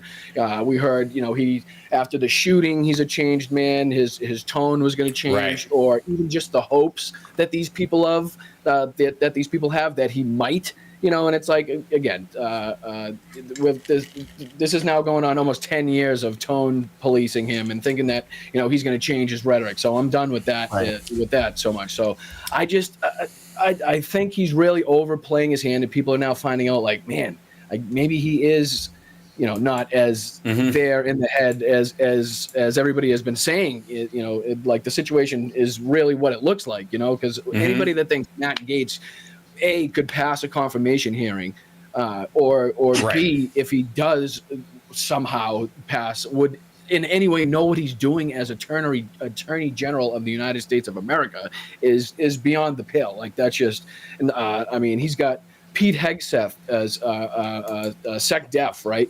The guy has talked openly about bombing Iran, has talked openly about not allowing women to be in the military. It almost sounds to me, and I don't want to give away too much of my show tomorrow, but it sounds to me like Donald Trump and the people around him are preparing for war. I mean, if you put together his allowing Netanyahu to pretty much do what he wants over there as it pertains to Gaza, their you know, his appointing of Hegseth, like I said, who has openly talked about bombing Iran and their contentious battle to Iran and their contentious rhetoric towards Iran. We've remember how Donald Trump's talked about how he wants to build the Iron Dome basically over the United States, how he wants to build a missile defense shield, like he wants. Literally, which would have to encompass the entire coastline, which I can't even fathom how much that would cost to build enough missile installations. Yeah, you're talking about $1 trillion. You're talking about $1 trillion, probably $1.5 trillion over 4 years. But to just it might drive down some of the real estate on the coast if you got a couple missile defense batteries next to your exactly. Next to your beach. Windmills are so gross, and I hate looking at them. These big white spinning things that look like something out of the future. I would much rather have a TACMs. You know, in a parking lot with a bunch of soldiers standing around next to a Walmart. It's so much more attractive. It's still unclear if Donald Trump actually believes it to be an actual Iron Dome floating over the United States or not. He definitely does. Maybe he just thinks it's going to be just like this big, like the iron underwear they used to wear. What was that? The Princess Bride? Is that what the movie? You had to get the lock for the iron underwear. Oh, that's not the Princess Bride. But, I mean, your chastity belt. He thinks it's America's chastity belt, so that the missiles don't hit us right in the place where he likes to grab women. One of those old movies that makes fun of it. Maybe it was Hot Shots Part 2. It wasn't. It was. You're thinking of Everything You Want to Know About Sex, but We're Afraid to Ask, the Woody Allen movie. The opening scene in that with the court jester. That's what you're thinking of. I didn't see that one coming. Well, but anyway, I think that's a line from the movie. Saying that it's men in tights. Oh, maybe it's that one. Yes. Robin Hood Men in Tights. Correct. Okay. Sorry, I don't know why I thought Princess Bride. Yeah, that's just sacrilege. But it goes back to saying if you round all these things up and add them all up, it's like what are we talking about here? You know, he's appointing people that are obviously just going to do his bidding, that have, even if they wanted to do something personally themselves that was good, then Donald Trump wouldn't allow that anyway if he didn't come up with the idea himself. So you got to look at it in total. I think he's preparing for something that even he doesn't know what's going on. I don't know. Well, yeah. So let's obviously there was a big belief system amongst a chunk of voters who I believe then and believe now are insane. They are deluded, They are self-involved, and I think have the same ego issues that school shooters have. That allege themselves to be Democrats or on the left side, that either stood down from voting or didn't, or voted for Donald Trump under this weird premise that he will be good for Gaza, which is just bananas, or that he is the anti-war president. Like, that is madness, and yet they seem, and I have to say, either stupid or lying. There's no other option. Either completely deluded and insane to believe that, because you heard what he said about it. It's not like, oh, we just found out that he had talked to Netanyahu and said, it's a problem, it's a cancer, you have to take care of it quickly. Well, we got to let them do what they got to do, and even telling Netanyahu, do what you got to do. It's not like that was a mystery. That we didn't know this before the election. So if you either didn't believe it's a thing, or you secretly want it. I mean, I can't think of another option. Intentionally, yeah. Yeah. Well, I mean, at this point, there are a bunch of Jordanians, there are a bunch of Egyptians, there are a bunch of Lebanese, there are a bunch of people in the Middle East that are Saudi related. As far as it's like, look, we've been trying to solve this Israel-Palestine thing for a long time. You know what? Maybe we should just wipe them out and start from scratch. And we can deal with the Israelis, but we can't deal with Hamas and the PLO and the PLA and Islamic State in Gaza. So the heck with them. And that seems to be the realistic interpretation of their actions, because there isn't one where somebody actually votes for Trump thinking he's going to be better for Gaza, because the two-state solution is dead.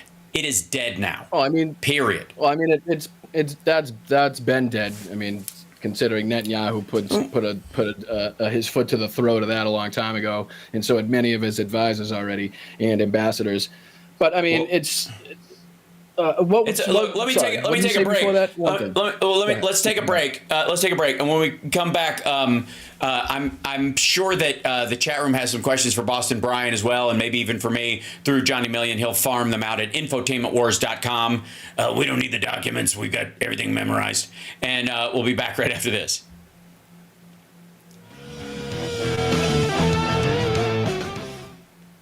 Oh, the guy on CNN I was going to talk about, that idiot's on CNN begging Biden for help after oh my God! Right? Yeah, I played that guy's clip. Get out of here! Get out of here, dude! Shame on you! Like, don't let him. Don't let this be your legacy. It isn't his legacy. It's your legacy. That's that guy. That was mind-blowing. The head of Uncommitted, who literally, again, it's a bunch of people holding razors, arguing which cut caused the death of 1,000 cuts. You and Midas Touch all had the same reaction, because we played the clips. Oh my all God! Of us were just like, how fucking dare you? Like, literally, how fucking dare you? And I was shamefully sympathetic towards the cause too. You know what I mean? Mm-hmm. And it was like, I wanted to believe that these people had the right intentions in the fight, and really wanted to just enact change and push the leadership to hearing them and understanding where we were coming from, but still at the same time understanding reality, and that only so much can be done when it comes to it, and that at the end of the day, I still have to vote for what's going to be best in the future, even if I don't get what I want right now. You know what I mean? So we're not on that, right? No, you're Fuck them. Yeah, just brutal. And again, thank you. Yes, we are coming back. So get it out of your system. Fuck. You're locked into the Hal Sparks radio program, Mega Worldwide. So we were getting our swears out on the break when talking about how a lot of these groups, it is very easy, I think, to weaponize the sympathies of the Democratic side of the aisle, because we actually have them. If you actually, it always reminds me of the Zod versus Superman scene in the real Christopher Reeve movies, where he goes, I found his weakness. He actually cares for these people. That's what the Republicans think of Democrats. And when they weaponize and mobilize farcical social justice movements who are, and again, this is not decrying actual social justice movements. These are the people who steal the valor of social justice and use it as a cudgel to destroy the Democratic Party or Democratic unity from within. That is a distinct group of people. They are very real.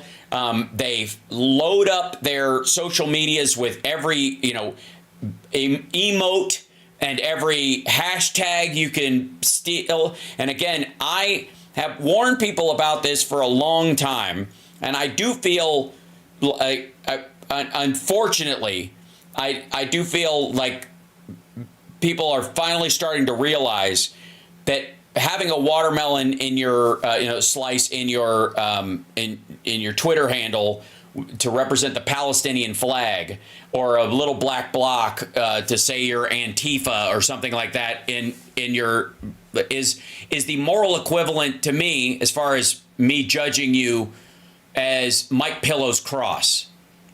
Mike Pillow got to the front of the line with a ton of buyers. My Pillow, when it first started, one of the reasons why he made money, why he became a thing, was because he was competing with these other companies, but he wore a cross in all of his ads. On his lapel, he had a little golden cross. It's the same one he wears all the time. And let me tell you something. I believe there are real Christians with real beliefs in this country, and I believe that Mike Pillow is not one of them. But he weaponizes their charity, their belief system, and he uses the shorthand of people who believe that to sell them something. And we, on our side of the aisle, are surrounded by similar people. No symbol should replace people's actual actions, and no label should. That's why I've been warning people about faux-gressives for the long time. Progressives who seem for everything except progress. It's all Monday morning quarterbacking with faux-gressive. Yeah. It drives me nuts. Well, See, it's also what the perfectionism heck you have in your profile or what it says, as long as your actions back up what that symbol or hashtag or tagline justifies or signifies. You know what I mean? It doesn't matter to me. But if you got all these things, like I have the Ukrainian flag and the American flag and all my stuff, but I advocate for the Ukrainian people, and I advocate for the rights of the Ukrainians to make their own decisions based on their own sovereignty. Yeah. And I don't put that in there and then do things that would directly harm or go against what I've been fighting for so long. And I heard that the Fight for Freedom thing was to have an eggplant and like splashing water emojis next to your you're going to be in the handle. Pen 15 club. That's the problem.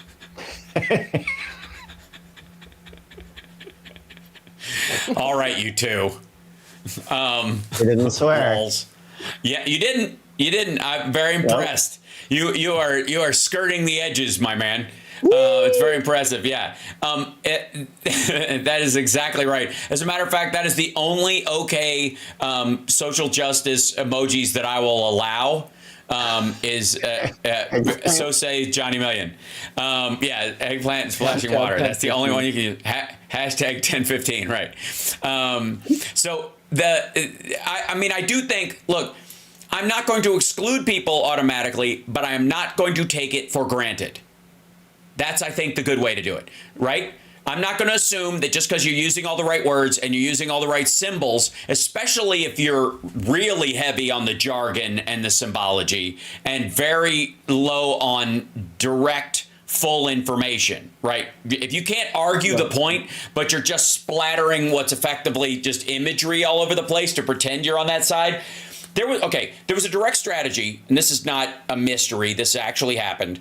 Leading up to the 2016 election, that a bunch of channels on Facebook that did nothing but cat videos for like 2 years straight suddenly suddenly right before the election started going after Hillary and talking QAnon. Like like a switch. And what they did was they used the fact. Well, it wasn't even that. It was a bait and switch. they lured people in to subscribe because, I mean, you want to see that stuff in your feed. They filled everybody's feeds with that stuff. They focused on it. And then one day your feed is just full of this. Well, that's interesting. Well, that's interesting, right? And you start going down these rabbit holes. And the people that you can see chasing that stuff, you can go, oh, that's the cat video, folks. Right? That's how they do it. It's not a mistake. And also there were a bunch of allegedly BLM accounts and pro-Palestinian accounts that were actually Trump accounts. We now know that they were literally setting fights against each other. The Russians were having accounts on both sides of the argument and literally getting protesters to show up and yell at each other in places that wouldn't have happened on their own. Right? Mm-hmm. Because they created these farcical accounts and arranged for the meetings on both sides. The calendar and the day of setting, like, oh my God, here's the protesters and the counter protesters. We're such a divided country, yada yada yada. All that stuff happened, and the Russians were puppeting both sides of it. So I'm not going to immediately assume somebody means ill, but I am not giving anybody the benefit of the doubt based simply on symbology and jargon ever again. And that's the thing we should be warned off of, because otherwise, what's the difference between that and wearing a MAGA hat to some degree, right? No, I think that's the perfect way to approach it. You judge somebody by their actions and what they present to you, and not what is just a picture or an emote or a hashtag or something like that. I mean, there's a lot of people posing, as you say, like, a lot of the so-called watermelon accounts dried up really fast, and you could tell that they were bots made by Iran, whoever the hell they were made by, some adversarial country that knew they were pitting one group against another group, and that the outcome of that, if it was dissidents, would be advantageous to them. You know what I mean? So it doesn't matter, because a lot of people, all they see is, oh, look at these people, they're so heated online, and then they see there's a protest here. Well, let me go and share my thoughts and go. Because if these people are so heated about it, I should have to be heated about it as well. When in reality, it's two, Russian idiots in Macedonia in two Ivans in two different rooms going, "What do you say? Okay, what I say back now? Okay, what do you say now? Back now? Okay, back now. Me to you now." Yeah, right. Yes. Are you Joe from Illinois or am I Joe from Indiana? What's the difference? Well, I think of that. What's that HBO? What was it called? Comey, the miniseries on James Comey on.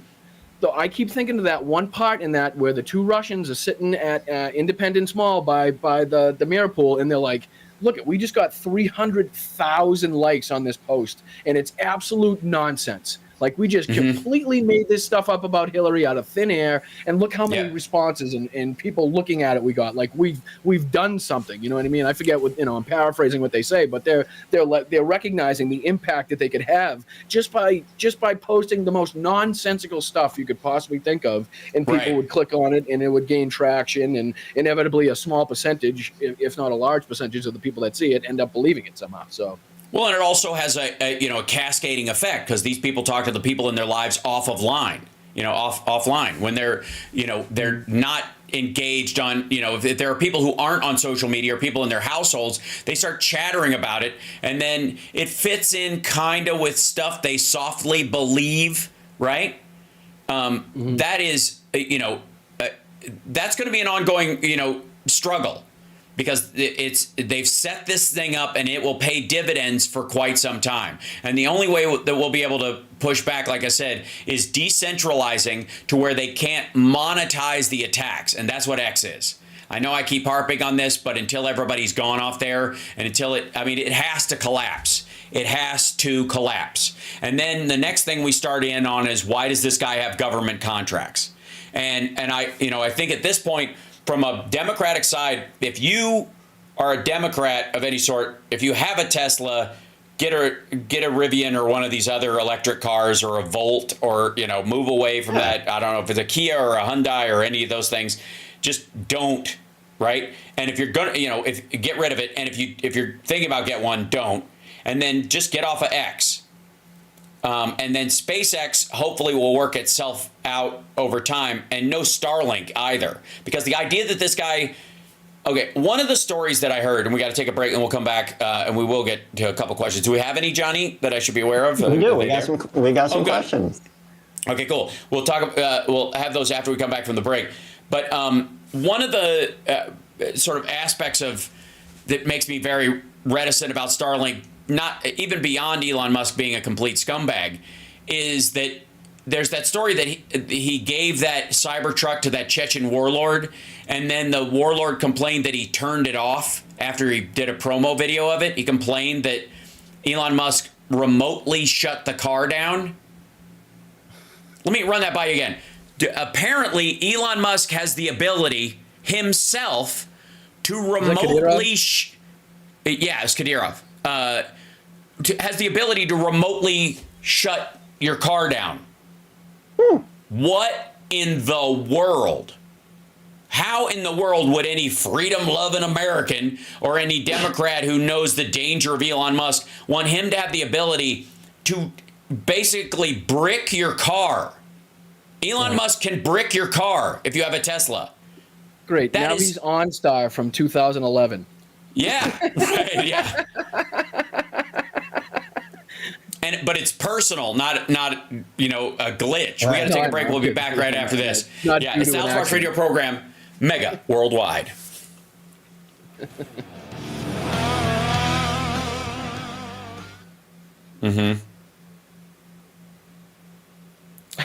What's the scene in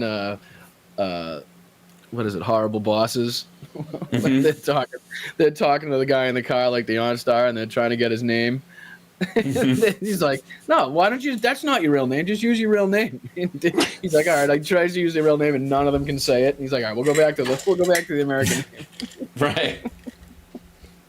I wish I could think of the guy's name. I forgot about Horrible Bosses. That's a good movie. Oh, it's so great. So great. Mark, well, I can't think of what he says. He's like, all right, we'll just go back to the other one. Mm-hmm.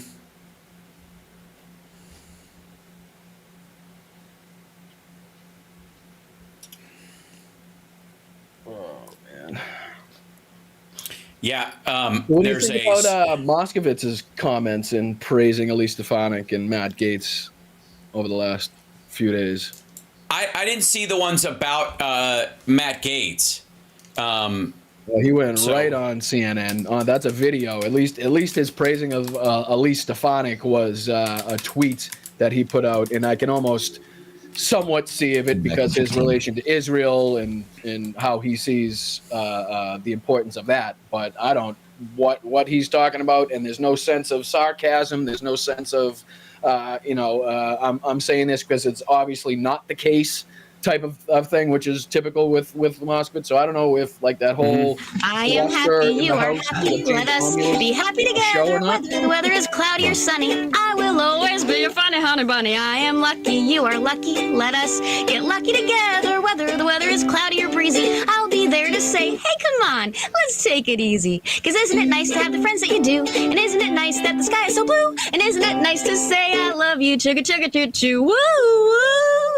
I am smiling, you are smiling, let us smile together, whether the weather is cloudy or stormy. I will still be there in the morning, I'll be right by your side in the morning. I'll make you breakfast in the morning, I hope that you like cereal. Yay! Let's go to some questions from the chat room and elsewhere. Community. Johnny? Yeah, the community. From the community. This is from Tammy Talpas. A question for Brian and all of us. Are you interested / excited in going to see Bonhoeffer, Pastor, Spy, Assassin? Might it undermine evangelical support for fascism? I hadn't heard of this movie yet. There was a band in my town, an old band, a reggae band we called Not a Clue, and I have not a clue what that movie is. Look, maybe. Look, we live. If you want a movie that's more indicative, that gives you a heads up about what's coming, go watch Bob Roberts. Oh yeah. That's closer to where we are in terms of the internal workings and whether or not he'll be able to BS people. The reality is that evangelicals have decided that him putting pro-life in quotes people on the Supreme Court who, by the way, are for the death penalty, and which is not a contradiction, because without the death penalty, Christians wouldn't have a religion. Jesus would have had to die of natural causes, and instead of doing the sign of the cross, they'd have to do the international sign for choking.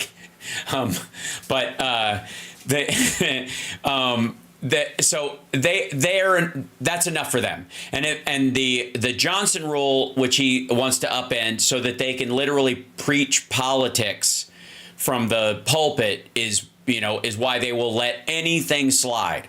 They believe there are imperfect vessels of God's perfect message, and that's what they think of Donald Trump. Now, on the other hand, one of the reasons, oddly enough, why they want religion taught in schools again, why they want the 10 Commandments and stuff, and is a very simple reason. It's because their churches suck. Their churches are terrible at actually teaching the gospel or the Bible, or actually motivating people to act in a good and decent way. As a matter of fact, most of the churches we're talking about who are fighting for the elimination of the Johnson rule suck even worse. They're just terrible at actual preaching. The preachers, no pun intended. Yes, right. Yeah, all youth pastors aside. Did I miss the question? Was the question about a movie? Maybe I misunderstood. I thought the question was about a movie. Yeah, all right, but the idea. I'm just getting onto the ideology. Right. Whether the religious crowd, is the essence of that. Right. Will evangelicals kind of whipsaw around on Trump and finally realize no? They think it's fine. They think he's done the good he needs to do. Anything else is gravy. The next thing he's got to do is wait for Mike Huckabee to cause a world war. So and they believe a lot of these evangelicals, and I can't stress this enough. The thing in Revelations where the temple has to be rebuilt in Israel, and whoever the Antichrist is has to declare themselves God, right? They think that. And then what happens? Everything ends in flame and horror. Right. Well, I mean, for you suckers, I'll be naked in heaven next to my Lord. I'll be in the buff with a harp and clouds covering my nether regions. It'll look like my groin is smoking a doobie. I'm just up there with my cloud diaper, but they believe, they legitimately believe, and this is really probably the most frightening part of all this, that the moving of the embassy, the American embassy, to Jerusalem is what God really meant. What he really meant in the rebuilding of the temple, because this is God's chosen land, and therefore the temple they're really talking about is the American embassy. It's funny to me that they have to translate the words of Jesus like they have to translate the words of Donald Trump. Like, that's not really I know this is what he said, but this is what he means. Always. Well, I think that's Paul, I think, and Paul's a lunatic. So those weren't the words. Jesus didn't write Revelations. That was Paul's interpretation of a wet dream he had about the violent end of the world. It was only put at the end because they needed a good narrative close for the book. Think about what a different world it would be if Revelations was the fourth book in the New Testament instead of the last. Seriously. Just think about that for 1 second. Literally, just the order of the books could have changed. It was John who wrote that? Yeah, John that wrote, yeah. So, point being is that these folks believe that will be enough to trigger Jesus coming back. For real. Yeah. Yeah, Paul was Rapture all Tarsus. 1, 2, 3, rapture. Right, yeah. And I would say to all the Christians out there who believe that Donald Trump is sent by the Lord, I would suggest you walk out into your front lawn. The rapture is happening right now. I want you to walk out into your front lawn and just jump straight up. You don't even have to jump very hard. Just whatever your just kind of standing jump is. If you got bad knees, be careful. Just bend a little bit before. It won't matter. Is that what Elon Musk was doing on stage? Yeah, that's right. He was trying to self-rapture. Yeah, just leap. And if you land, I'm sorry to say, you're too full of sin and you have to stay for the tribulation. I'm sorry. Maybe next time take off your clothes and do it. Maybe you're just a little too heavy. You're burdened by the things of this world. All right, yeah, let's grab another question. What do you have, Johnny? Sure thing. This is from Nick Rich. What are you guys feeling about the Onion buying Infowars? I think it's great. Awesome. And I think it's even greater than... It's on hold right now because of a Texas judge. What's his name is mad about it. What's his name? Roger Stone's mad about it because he thinks like something shady went down behind the scenes because him and his investor buddies weren't allowed to buy it. But I don't know. I think we're kind of almost taking not too much stock into it, but I think it's just way too easy nowadays for him to just literally slap on a new website, buy a couple cameras, and he's back up and running. And the people, if they know where to find him, if they were watching him before, can watch him now. And There is a difference between the amount of money he owes legally always outweighs what he brings in. That's just Yeah, I think Infowars, again, I need to make an Infotainment Wars shirt that looks like the Infowars with just a big long rectangle on the front of it. But by the way, go to infotainmentwars.com and subscribe to the channel. I'm just saying, we don't need the documents. We got everything you need. But I will say that there is a difference between Infowars.com and the AlexJonesShow.com, for example. There is a diminishment and a specificity. And if you can eliminate the kind of autofill aspect of the backlog of Infowars programming, you do diminish that message, right? And again, like I said, his voice isn't being taken away. This whole thing like my freedom of speech is being attacked. They're trying to silence us. No. You've got a cell phone. You can stream on BitChute or wherever. Nothing is stopping you. You just don't get to go to the front of the line anymore because you lost that privilege. Because YouTube does not have to carry you, and Rumble's a dump. Kept alive by power slap videos. Good Lord. The guy that owns it literally has to keep going on like the top streams on there just to like just to keep his name in the business. Everybody watch. Drop these stations up. Yeah. It's awesome. We're having rumbles. It's and again, we want these places to be just, like craters they all stand in having a cookout like the idiots they are.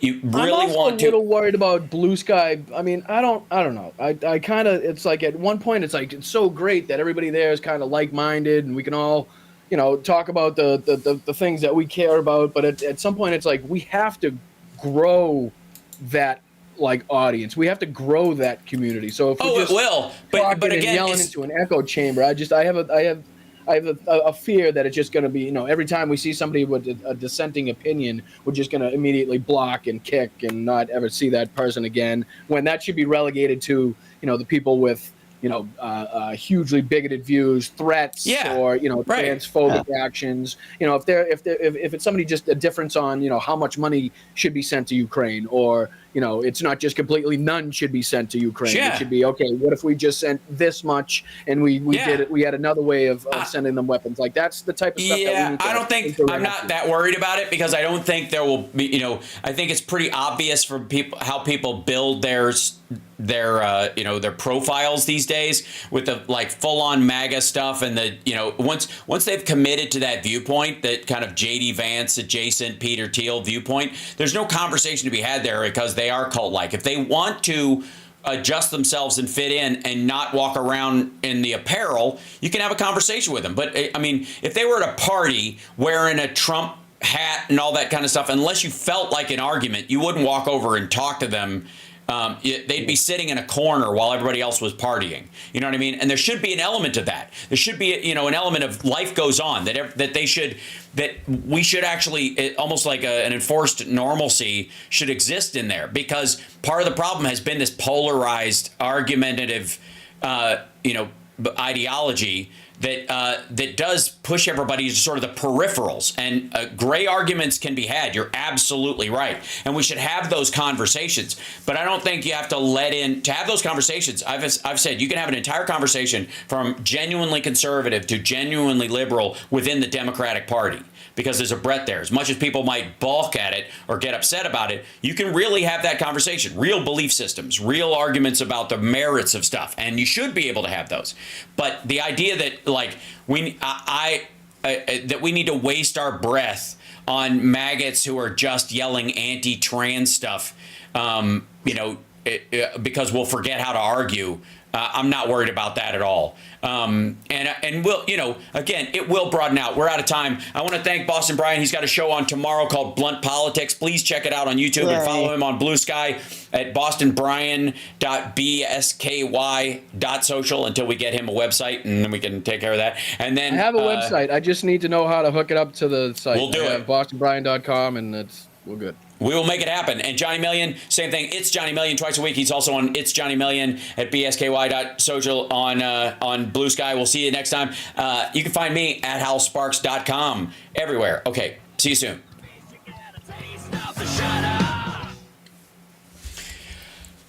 And see. Another successful show where only Johnny swore. Thank you. That's right. And I would like to say, Jenny Faye Muppet in here. Sorry. I don't know why that grayed out when I clicked on it. Jenny Faye Muppet, thank you for the super chat for Devin's overtime work at the buzzer.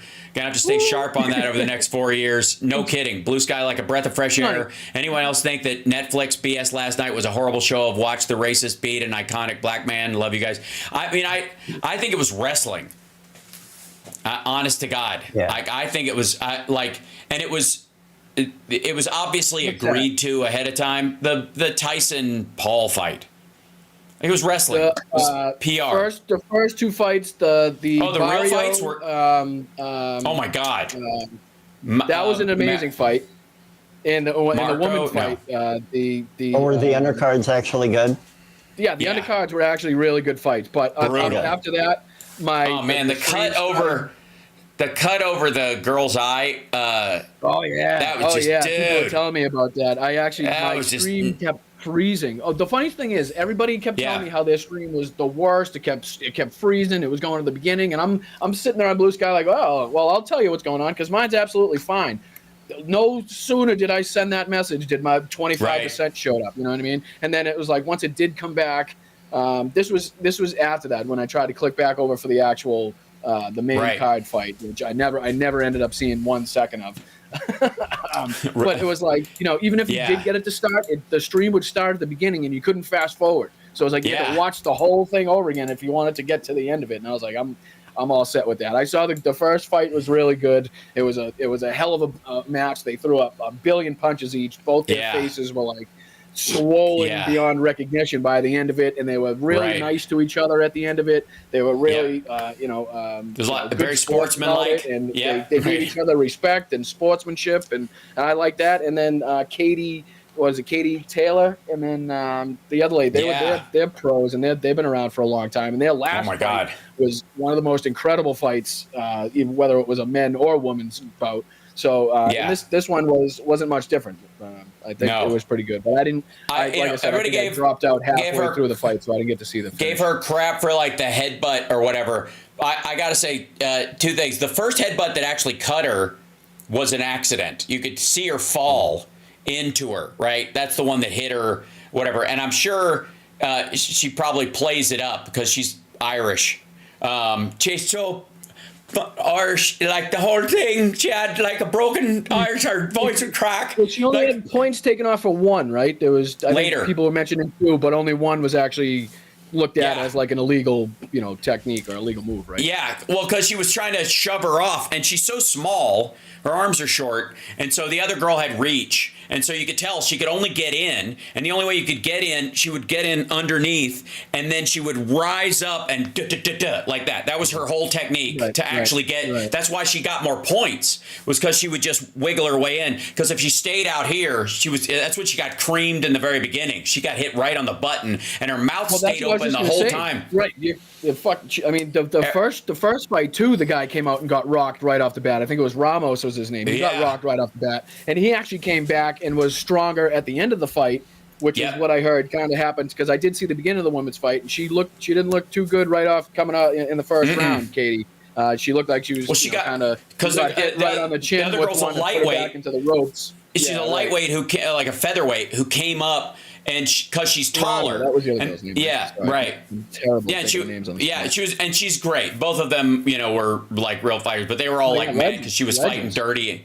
Yeah, she's like, they're fighting dirty or something like that. And you're like, I got to tell you, that's like saying putting a fighter in with a longer reach than the other fighter is fighting dirty because they can keep them at bay, just whatever. That's silly.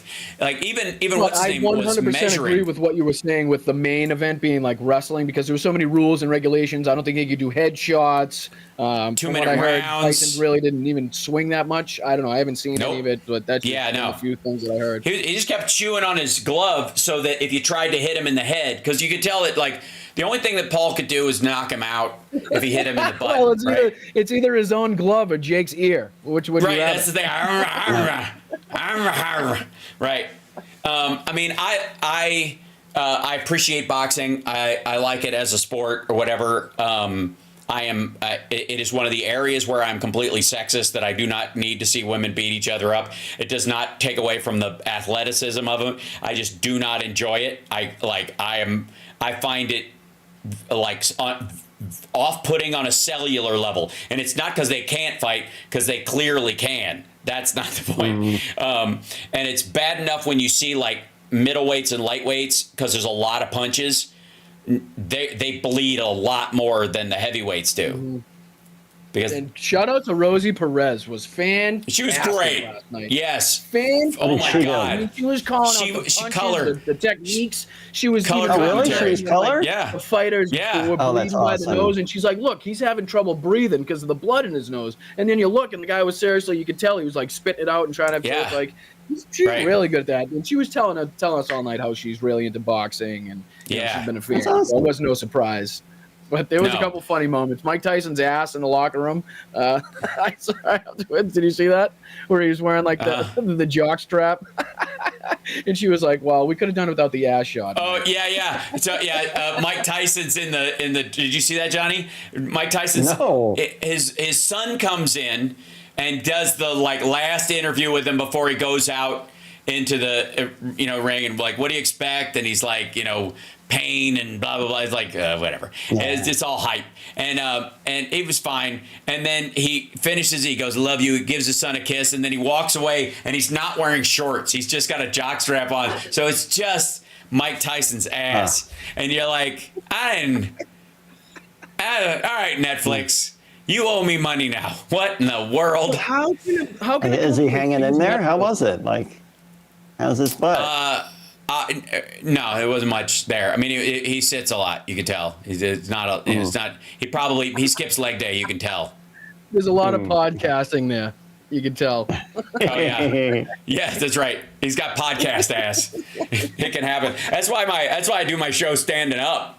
I don't want that to happen to me. But how the hell can Netflix, where so many people are on it at one time watching one movie or a documentary, they couldn't handle like the uptick, or they couldn't at least have somebody in there that would, at least correctly assume how many people might be tuning in, so that you didn't have to go through glitches. A lot of people said it was working, but the you can watch it on. The graphics were really low. It looked like you were watching on a Nokia or through Vaseline. Well, that's the thing is that like. We switched over and started watching it on my iPad, and it was glitch free. It was super clear, and it was just TVs that had the problem, and it was and it might have been a separate servers or whatever. That was and they could have been having a DDoS attack because other people didn't want them to have a good showing and stuff. There's a lot of stuff that happens in there as well. Not to mention just not prepping for it or thinking it'll be fine because they know how many people usually tune in or have, like, if everybody who has the service is all watching at once, we should be good because they usually are. They're just not watching the same thing, and it shouldn't matter. So it could be throttling by local stuff to, there's any number of reasons, right? But let me know how whenever you have a second, have some time, let me know about that like the verification thing on Blue Sky, so we can get that out of the way. I did try to watch that thing you posted, but I got 2 minutes in and I was like, yeah, I'm lost. I'll walk you I don't know where to go, and I didn't want to say anything because it was like how to be verified for dummies, and I'm like, I didn't even get the dummy version after that. Stay in the language, right? Yeah. Well, I will do my best. I'm going to do Brian Karem's podcast at noon, and then and then I'll give you a call afterwards, and either today or tomorrow we'll hook it up so you can announce it before your stream. Would be good. Whenever you have time, no rush. That'd be good. And Johnny, do you own JohnnyMillion.com, or do you have one of those? I do. I don't have a site on it right now, but I do own the URL. You have JohnnyMillion.dong too, right? I do. Okay. Right, but that's OnlyFans comes in. Yeah, it's just a giant eggplant emoji followed by a giant splash emoji. It rotates. It's Johnny Million like at the end of it playing guitar. Right. Yeah. So, because you can do a text DNS file on there, and you just add a DNS pointer on whoever owns wherever you have your site. Like I use like if you use GoDaddy or whatever it is. Right. Whatever you use, you go to that site, log in, and then in your kind of settings for it, you can put a text DNS in there, and you just name it, load it, done. It's pretty easy. Name it. So load it. Let's go. If you're 24,700 followers, let's get to 25,000. Nice. Let's go, guys. Nice. I'm not even at 10 yet. It's pathetic. I swear too much. That's what it is. People are that must still be the mad difference between us. That must be it. Yeah, right. I'm not even People are at mad. 500. People are still mad at me for doing it. There's not one post on Blue Sky where I have not said fuck yet. I don't think. Right. People are still mad at me for doing it. Doing queer as folk. That's the problem. That's right. Oh, yeah. That's my problem. Yeah. So, all right. Love you guys. I'll talk to you later. Yeah, absolutely. And we'll talk soon. Right, I'll reach out. Okay. JohnnyMillion.dong. That's not a thing. There is, just for the record, ladies and gentlemen, there is no JohnnyMillion.dong. There is one without the dot, I suppose. All right, I've got to go by JohnnyMillion.dong.org because it should be nonprofit.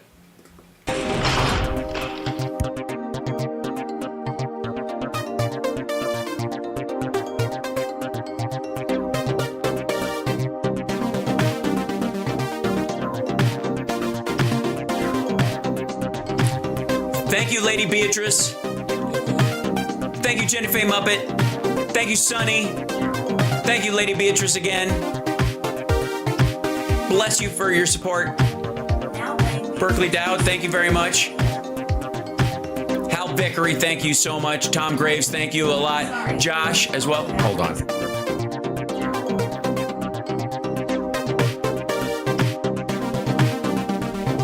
Thank you, Barbara. Thank you, JD Christie. Thank you, Miss Allie and company. A tip for Chip. You guys. Hit that like. Become a member today on YouTube. That would really help. If you can't super chat, you can support that way. Or if you're on Twitch, where are my Twitch people at? Throw some emotes up if you're on Twitch. There we go. Pumpkin pie. Pumpkin pie.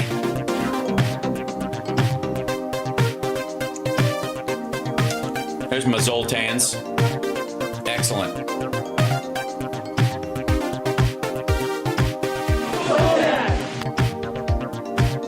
There's some QAF. Bags of soup.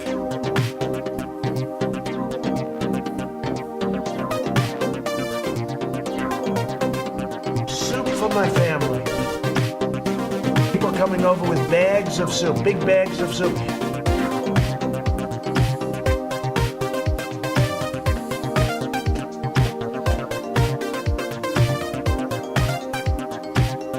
Thank you, Dina. Thanks, Leslie.